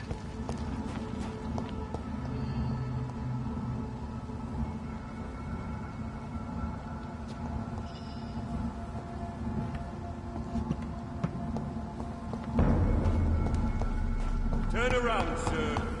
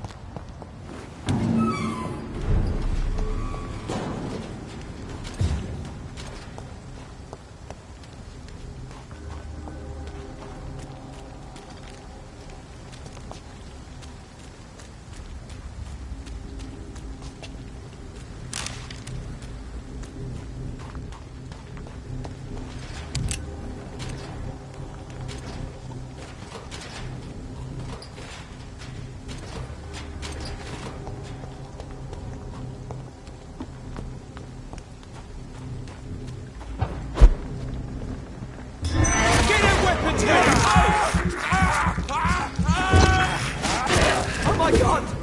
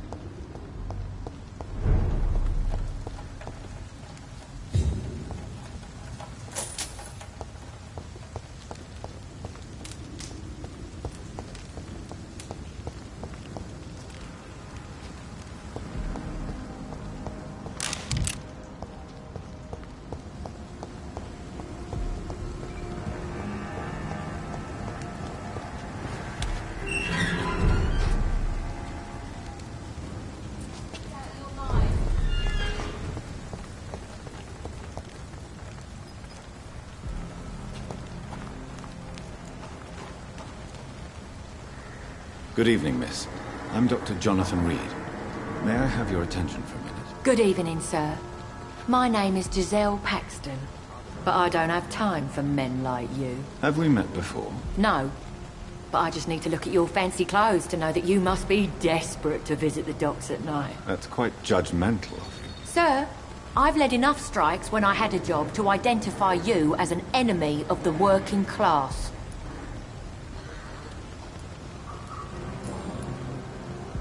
May I ask what you do for a living? I'm killing myself scraping for a living. And you? Have you ever had to struggle in your entire life?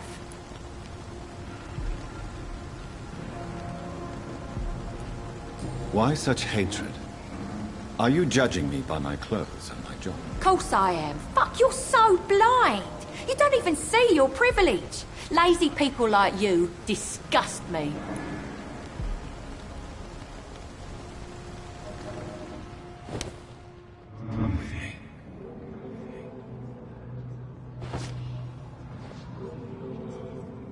Wet boots fighting each other. They've got bigger problems elsewhere.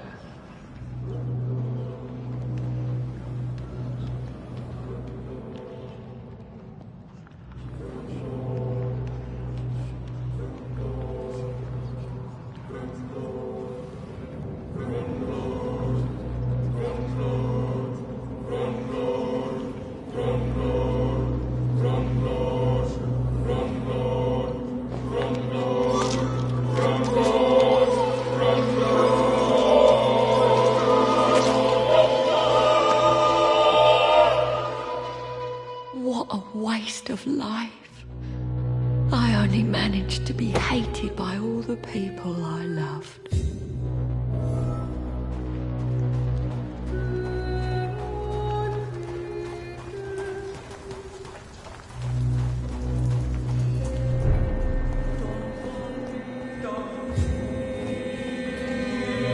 Good evening, miss. I'm Dr. Jonathan Reed. Can I help you? A fancy doctor lurking at night by the docks? Not fishy at all. And what about you? Working outside at night in this dangerous part of town? You want to know my secret? I'm trying to earn money. And I'm Lottie Paxton, by the way.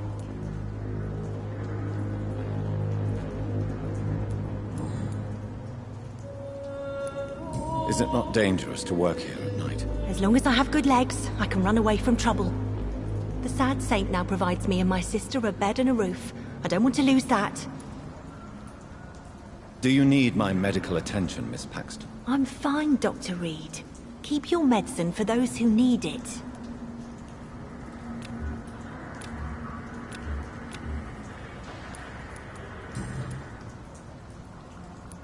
Why do you and your sister Giselle have such opposing views, Lottie? Giselle whines she lost her job due to her unionist activities, which started her drinking. Truth is, she got fired because she's an alcoholic.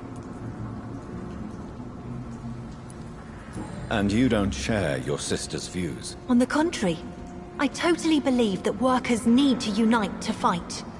I just disagree with Giselle's hatred for all wealth and riches. What do you mean? I don't believe that you were an automatic arsehole because you were born into a good family. Perhaps your sister's addiction to alcohol is the result of her despair, but not the cause. Perhaps you're right. But I'm tired of her playing the outraged and martyred social fighter while I earn money for both of us. Don't you think she wants to get better? I believe she knows her alcoholism is a worry to me. And that's another reason why she continues to drink so much. Perhaps your sister's addiction to alcohol is the result of her despair, but not the cause. Perhaps you're right. But I'm tired of her playing the outraged and martyred social fighter while I earn money for both of us. Don't you think she wants to get better? I believe she knows her alcoholism is a worry to me. And that's another reason why she continues to drink so much.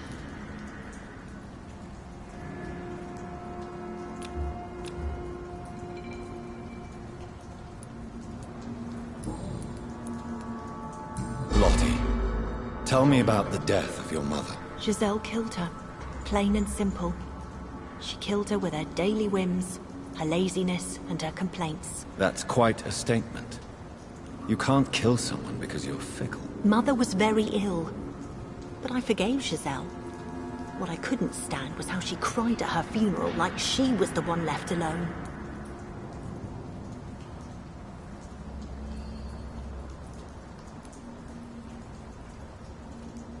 Giselle is the only family you have left.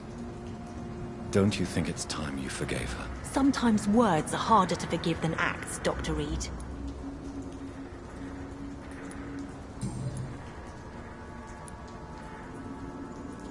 Lottie, tell me about the death of your mother. Giselle killed her.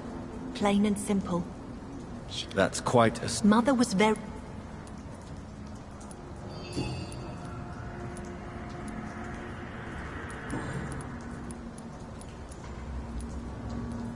I'm looking for Sean Hampton. Can you help me? Mr. Hampton must be in his office at the night asylum he manages, I suppose. Why do you want to see him? He was a patient of mine at the Pembroke Hospital, but he left abruptly. I see. Well, Mr. Hampton is a discreet and dedicated man. I'm sure you'll find him soon enough.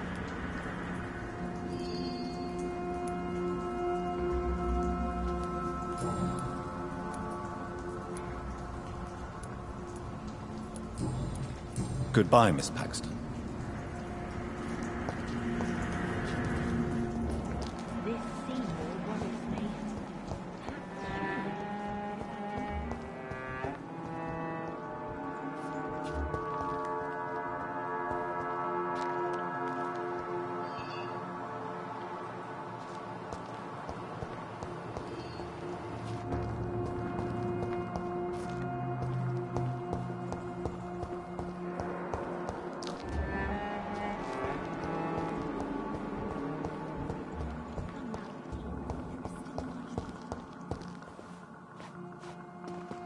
Why the long face, Doctor?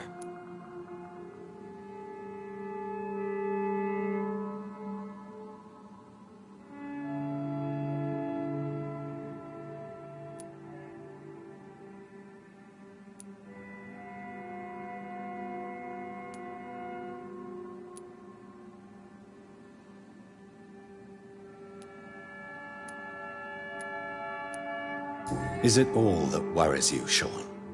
My long face? Really? This is a blessing for me, to become a Skal. Immortality gives me more time and energy, if truth be known, to run a shelter.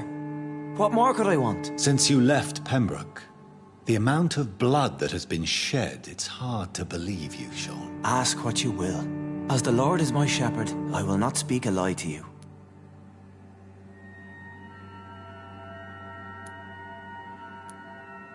Why return here? This is my home. These people are my flock. You will always find me where I am needed.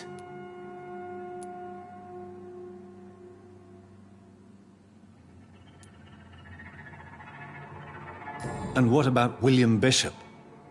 He tried to take care of you.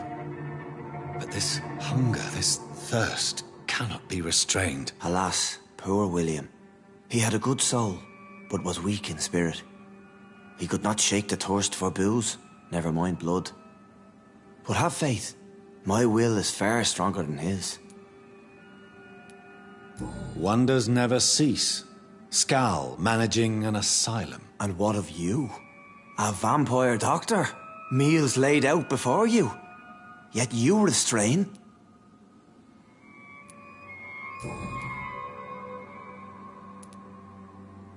Aren't you afraid of what you've become? We are blessed, Doctor. Can't you see it? The Lord has made us able to walk amongst the plague and aid those that need it.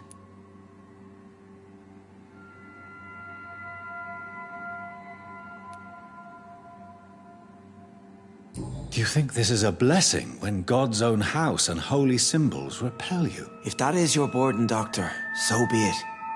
But I do not fear the cross, nor am I forced to take the life of another.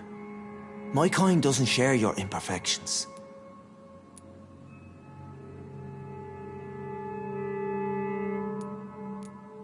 But you must drink blood now to survive. No, not your scripture. Whoso eateth my flesh and drinketh my blood hath eternal life, and I will raise him up at the last day. So saith the Lord. I only need to eat flesh, no blood.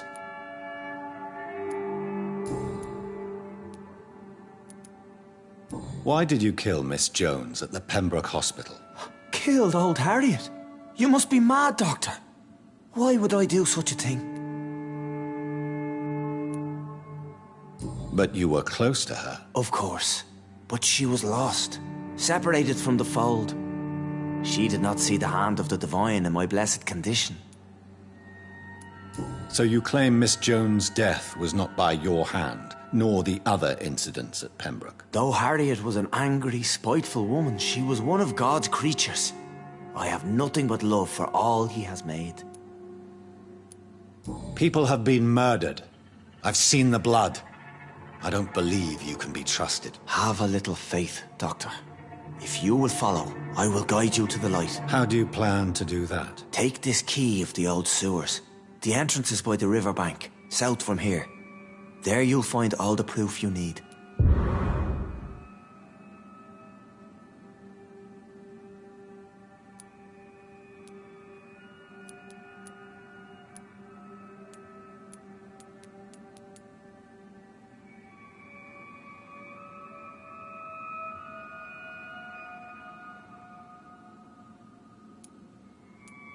I will not look kindly on you if you're trying to trick me. I'll be here when you return. If you still think I'm a threat then, well, I'll surrender myself to your judgment.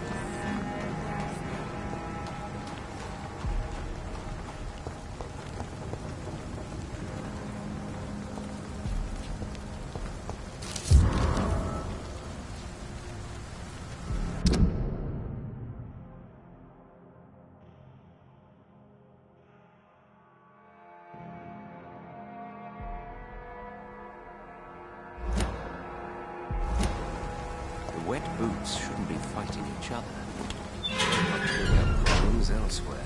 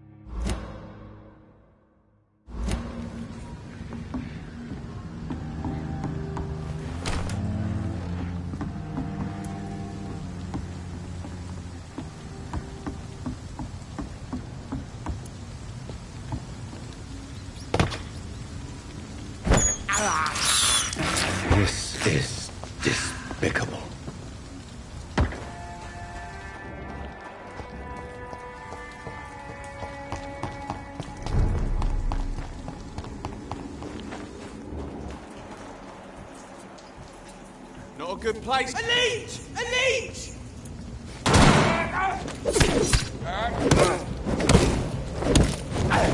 Die, vermin! It's fun! Stay back, beast!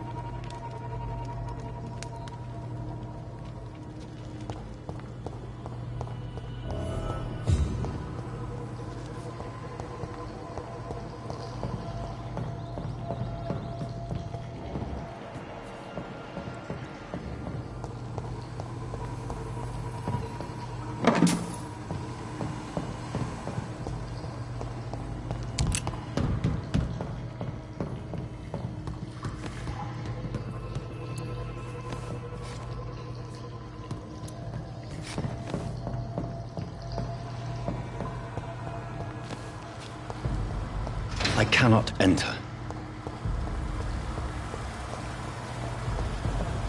That doesn't work.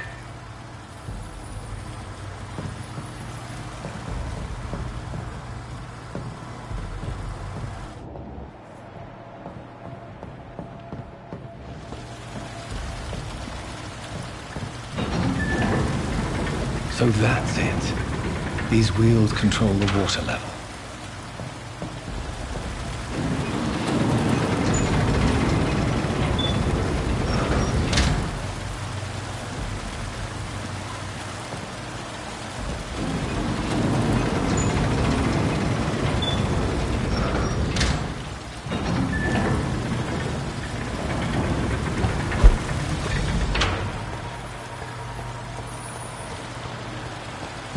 Should shut properly now.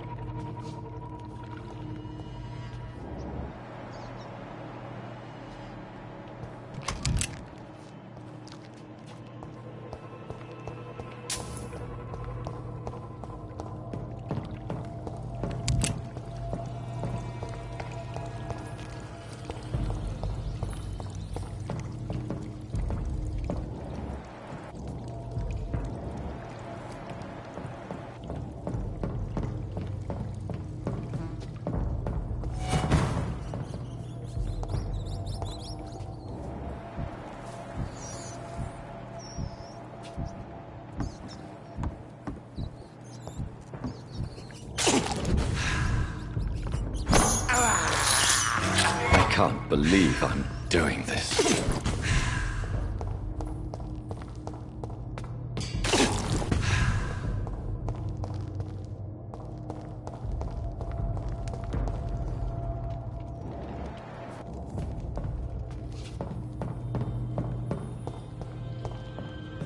It's locked, all right.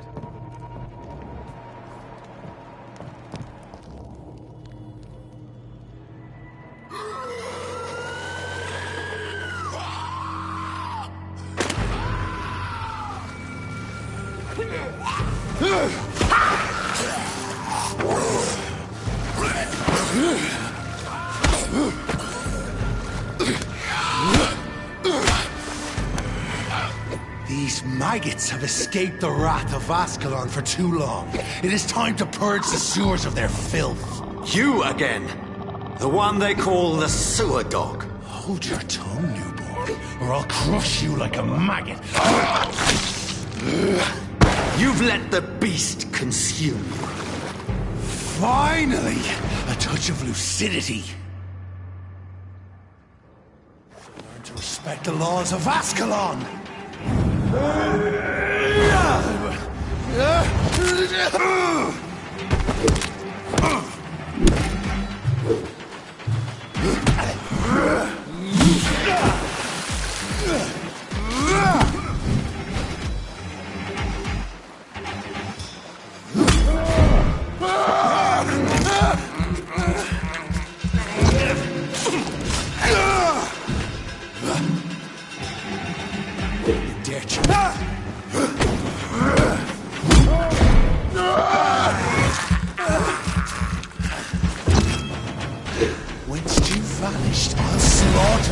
skulls while singing your name!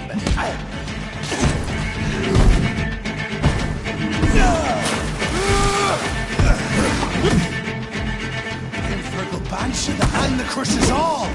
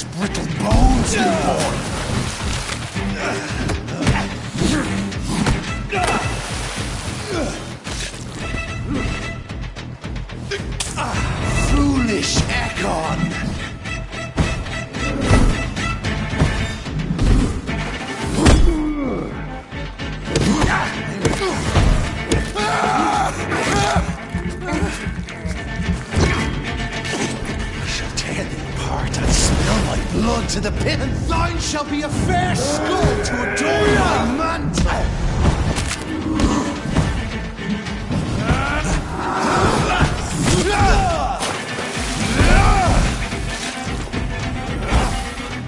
Return to your apothecary and needles.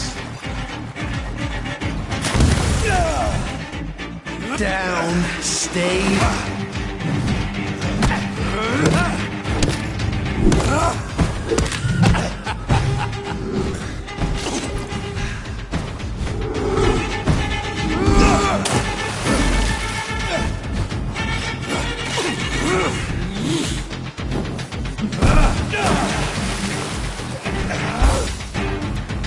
I shall crush you. Your blood is...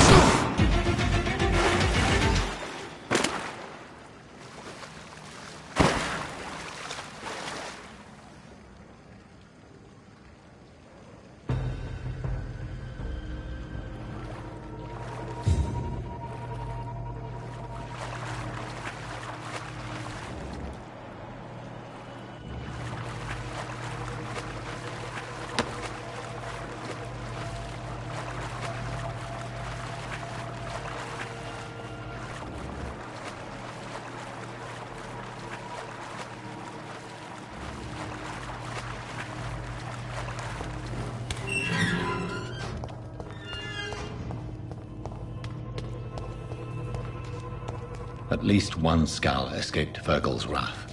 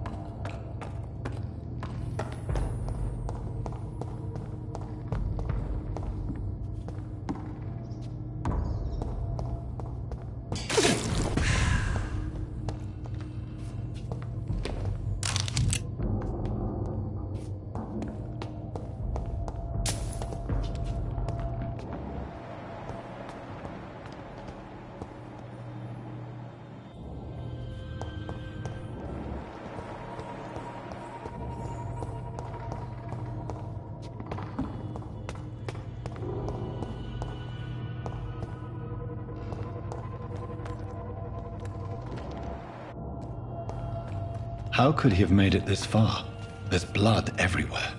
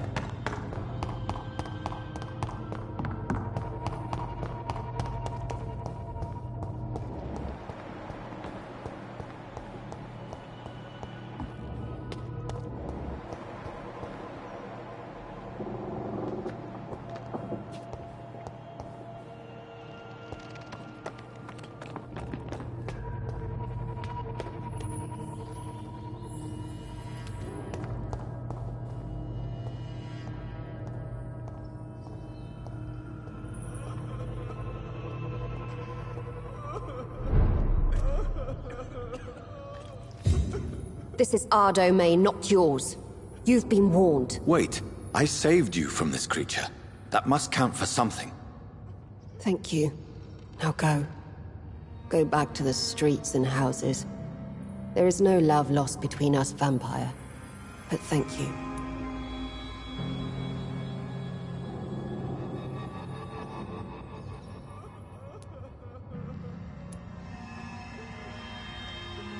Sean Hampton sent me here.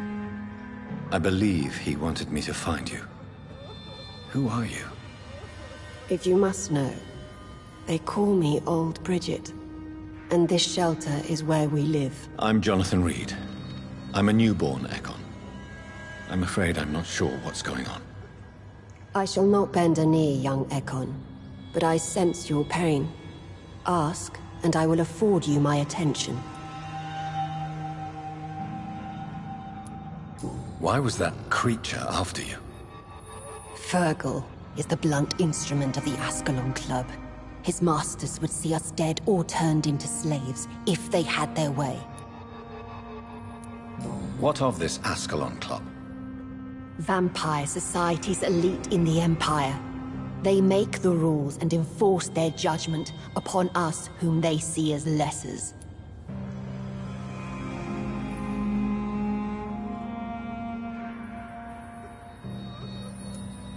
What the hell was that thing?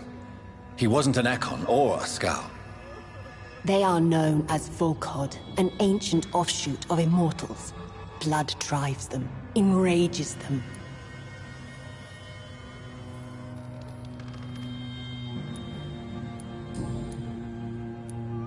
So is it you that Sean Hampton sent me to find? Perhaps. The sad saint was always kind to us. He must trust you if he revealed our location.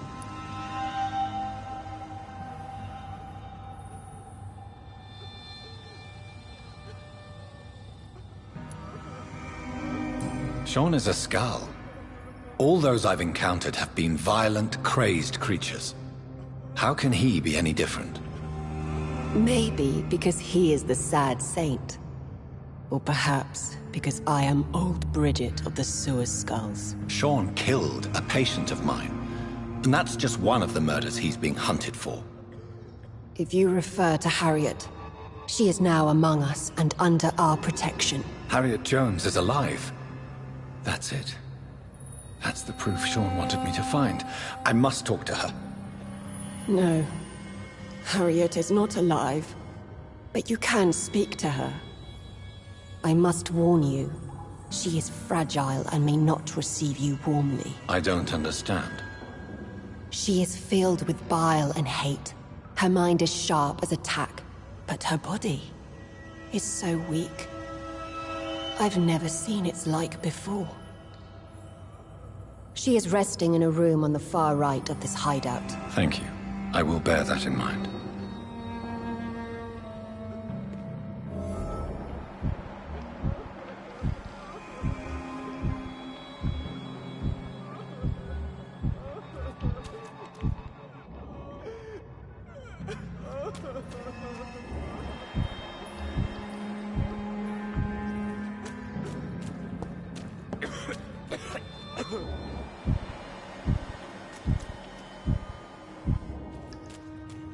We're at your mercy. Will you end us?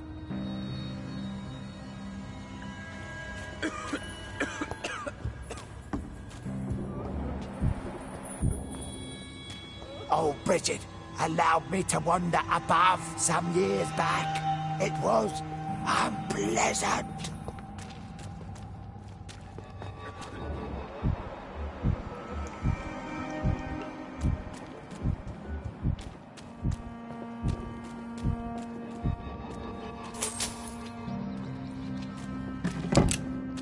Your place is not here. We're at your mercy. Will you end us?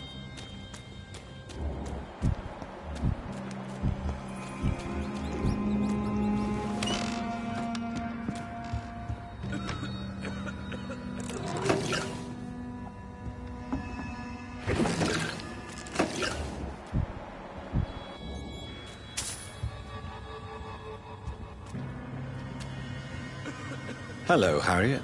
Do you recognize me? Yes, you were from the Pembroke Hospital. The young doctor.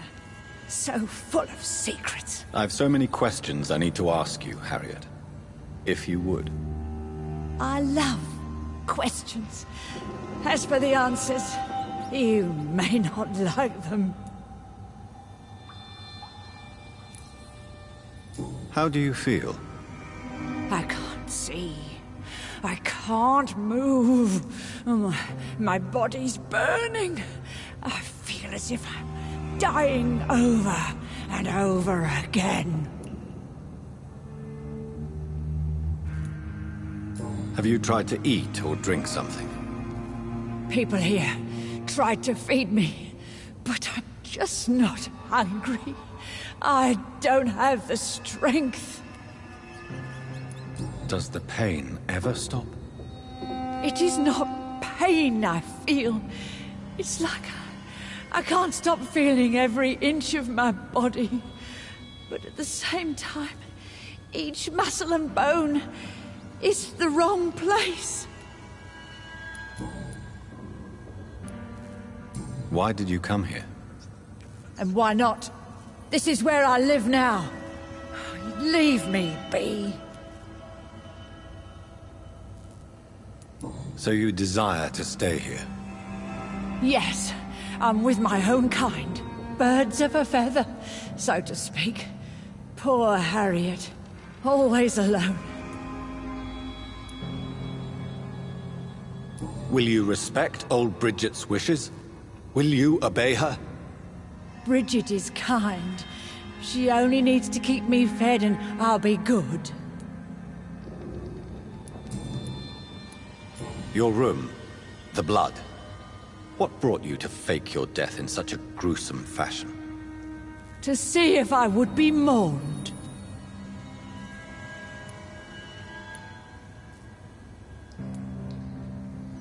Why flee with Sean Hampton?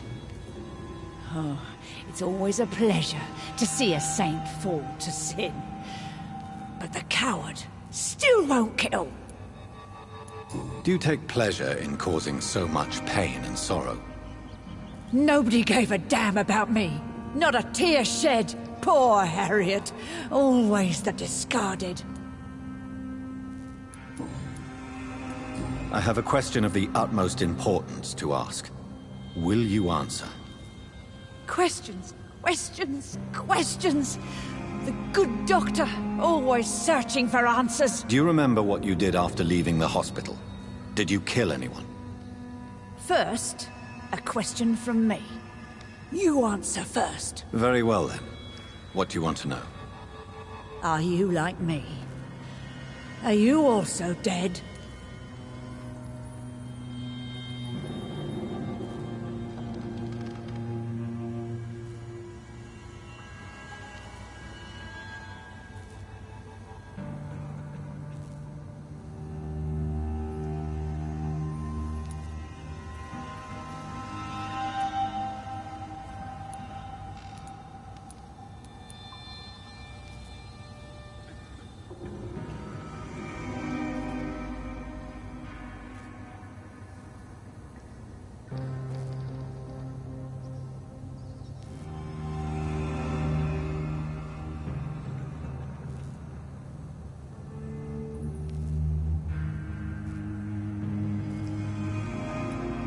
We are not dead, Harriet.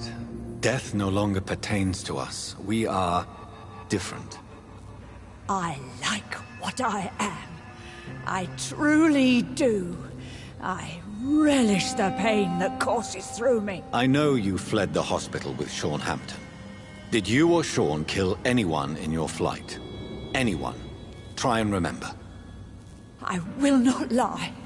I wanted blood, and I wanted revenge, and Sean pulled me from it, brought me here instead. But the shadows heard my prayers. The shadows killed that bastard.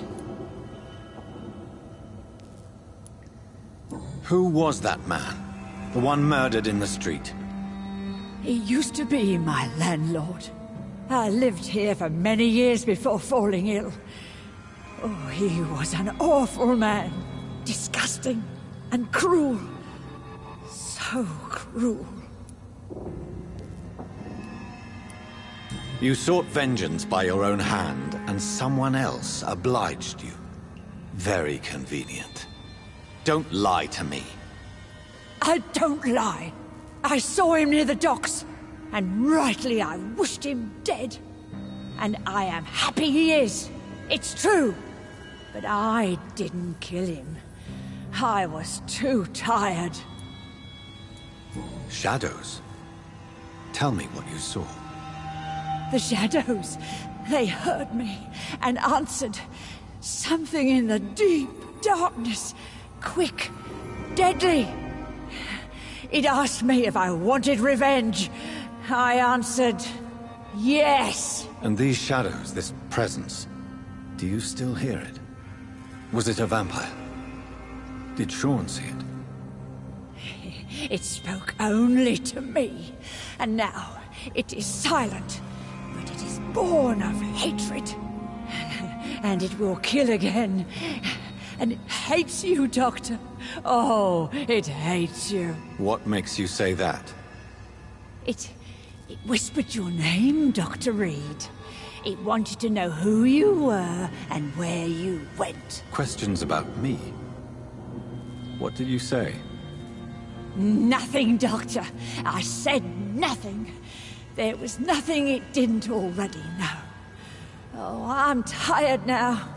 Let me rest.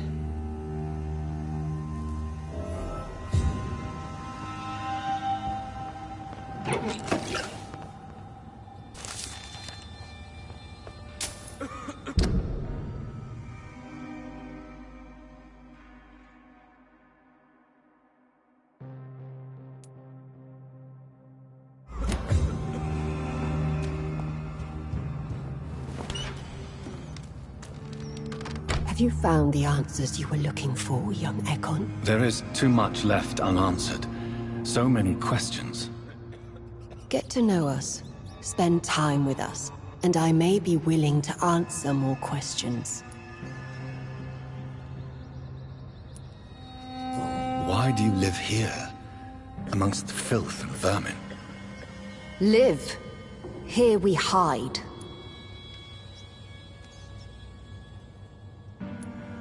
Why don't you leave the city? Hide somewhere far from the Guard of Priwen. The Ascalon Club. We are the Sewer Skulls. This is our domain. We have run as far as we can, and now we hide. What are you hiding from? From the guilt, the shame, from the hunters and the light. And of course, our past.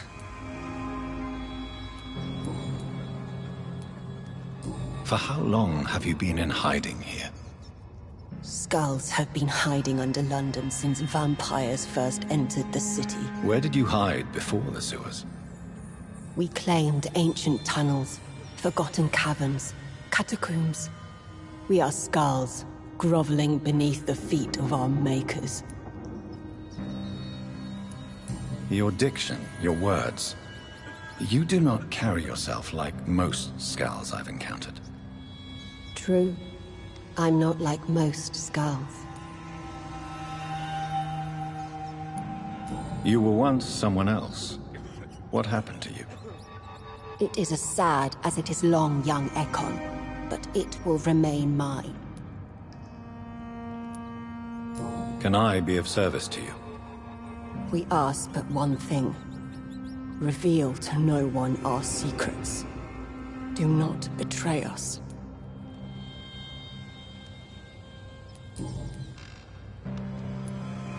What manner of creature is Harriet? She is different from everyone else. I really don't know. I'm not even certain she's a skull. I've no idea as to what blood made her. What is a skull, in fact, in your honest opinion? The progeny of a vampire, disavowed by her maker. Perhaps a fruitless branch of a noble tree. A word used to enslave us. I cannot say. You mentioned that vampire blood has tremendous potency. You believe it to be stronger than your own? The vampire's sweet blood. That rich, dark wine that we crave. For it made us, and it can sustain us. I thank you for your time, madam. I must go back to Hampton now. Your kindness has been ample payment, Egon. To protect us, I'll close the access to our hideout, but you can use our shortcut to reach Mr. Hampton's shelter. Just follow the arrows.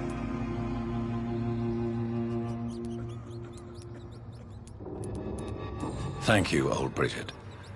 I hope we'll meet again.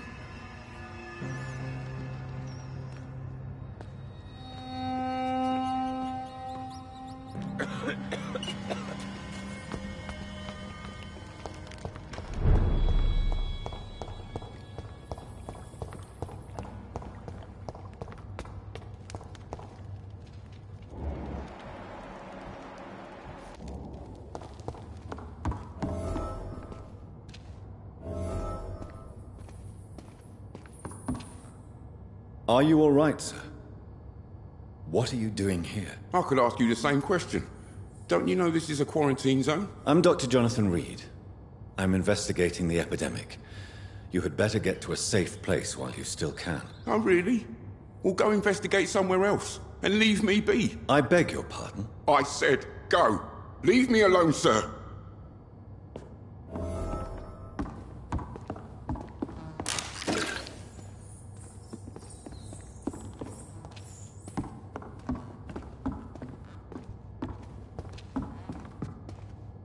Sir, you have no idea what could happen to you if you stay. For fuck's sake! Do I have to punch you in the face to make you disappear? Leave me be! It's my duty to insist. Death lurks everywhere. I must ask you to go back home. I'm safe here, don't you get it? I'm better off risking the flu than catching a bullet.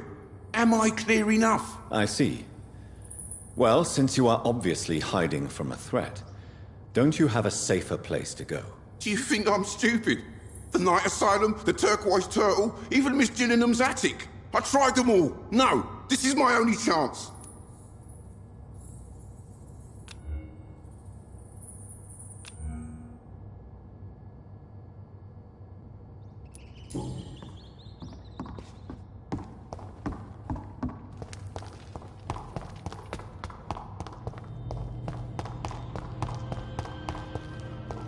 It's locked.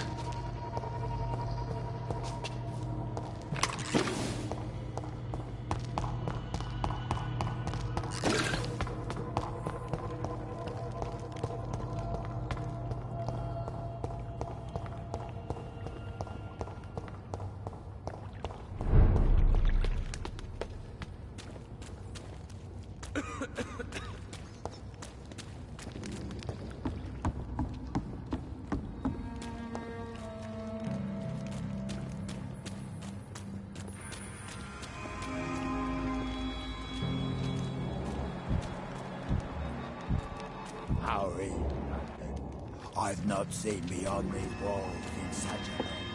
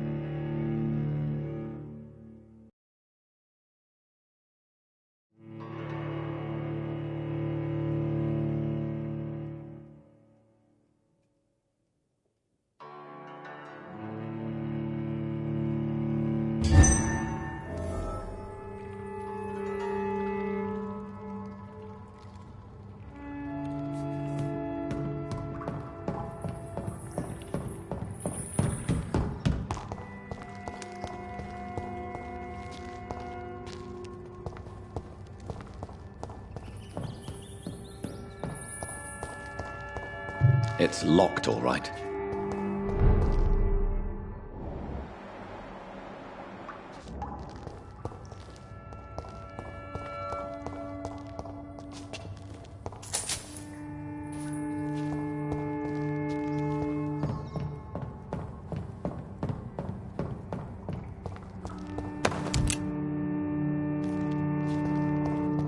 It's locked.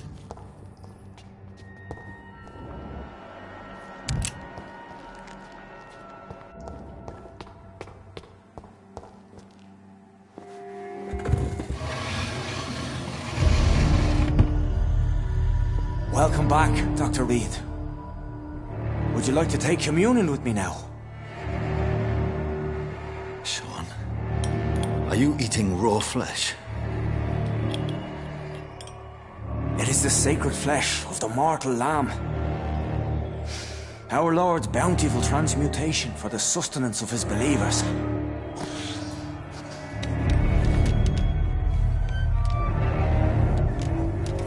Thank you, Lord. I am your most humble servant. So, true to your word, you waited for my return. I told you, Dr. Reed, I was a man to be trusted. Did you have words with the poor Harriet?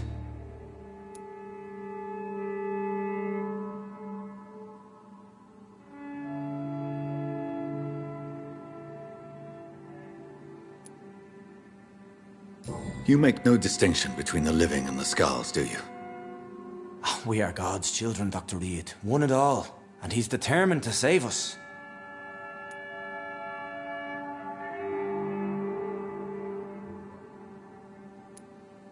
What will be the result if you continue to assist both skulls and the living? For the last decade, that's what's been happening. And they found a better life. What's to change? You're forgetting the epidemic. Things can go south very quickly. I've seen it.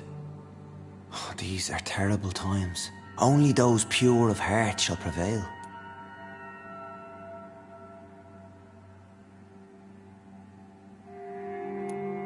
You've turned Skal now.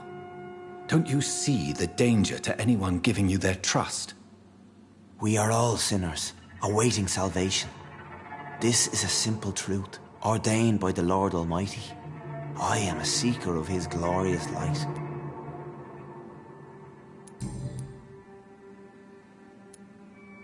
Does this place belong to you?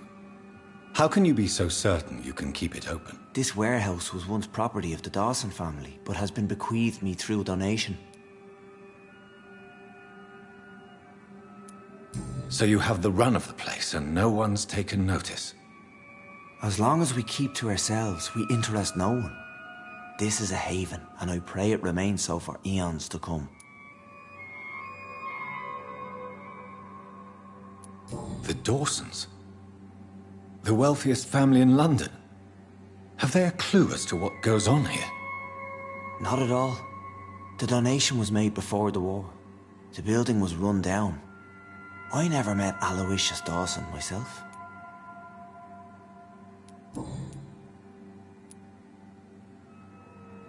Harriet, Miss Jones, has been behaving in a most violent manner.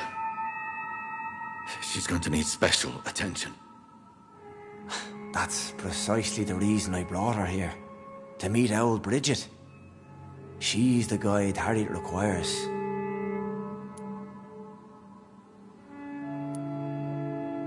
Who is this old Bridget? I don't know, Doctor. She rarely speaks of her past, but I know she has a long one. She's likely the oldest soul in the city. Harriet is possessed by her hatred. You cannot let her roam free. She's dangerous. She has joined her own kind, Doctor. Old Bridget is a saint to the younger Skals, guiding them to salvation and peaceful existence. I believe I've learned all I need to know. I'm certain you've killed no one, but one day I believe you'll cross the line. Logic is a false prophet. Faith is the only path to salvation. What do you mean? We have been blessed with God's eternity. We are the instruments of his divine will. We shall feed the hungry forever and ever. Amen.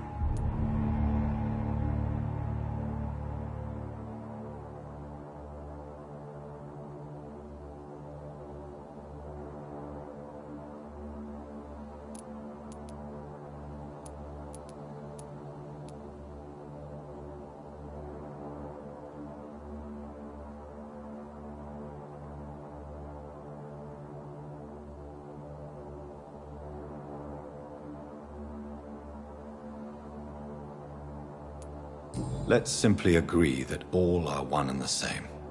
In death, I mean. Give yourself over to God, Doctor. Expel your urges and kneel before the Lord in praise. These urges. You know the hunger will never be satisfied. I've come to embrace the everlasting craving. I have sworn to feed only upon the flesh of the dead. It is now my sacrament. Take, eat. This is my body. So saith the Lord.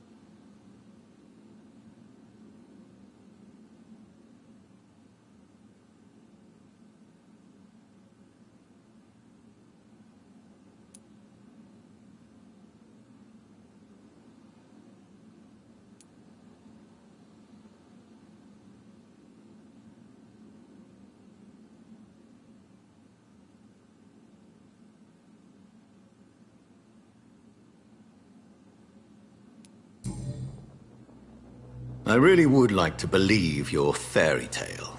The good ghoul feeding upon the flesh of the dead. But I'm all out of innocence. Do you question my faith, Dr. Reed? Do you remember William? Oh, how his admiration for you was exceeded only by his hunger. May his soul rest in peace. A night will come, and you will suffer the same hunger.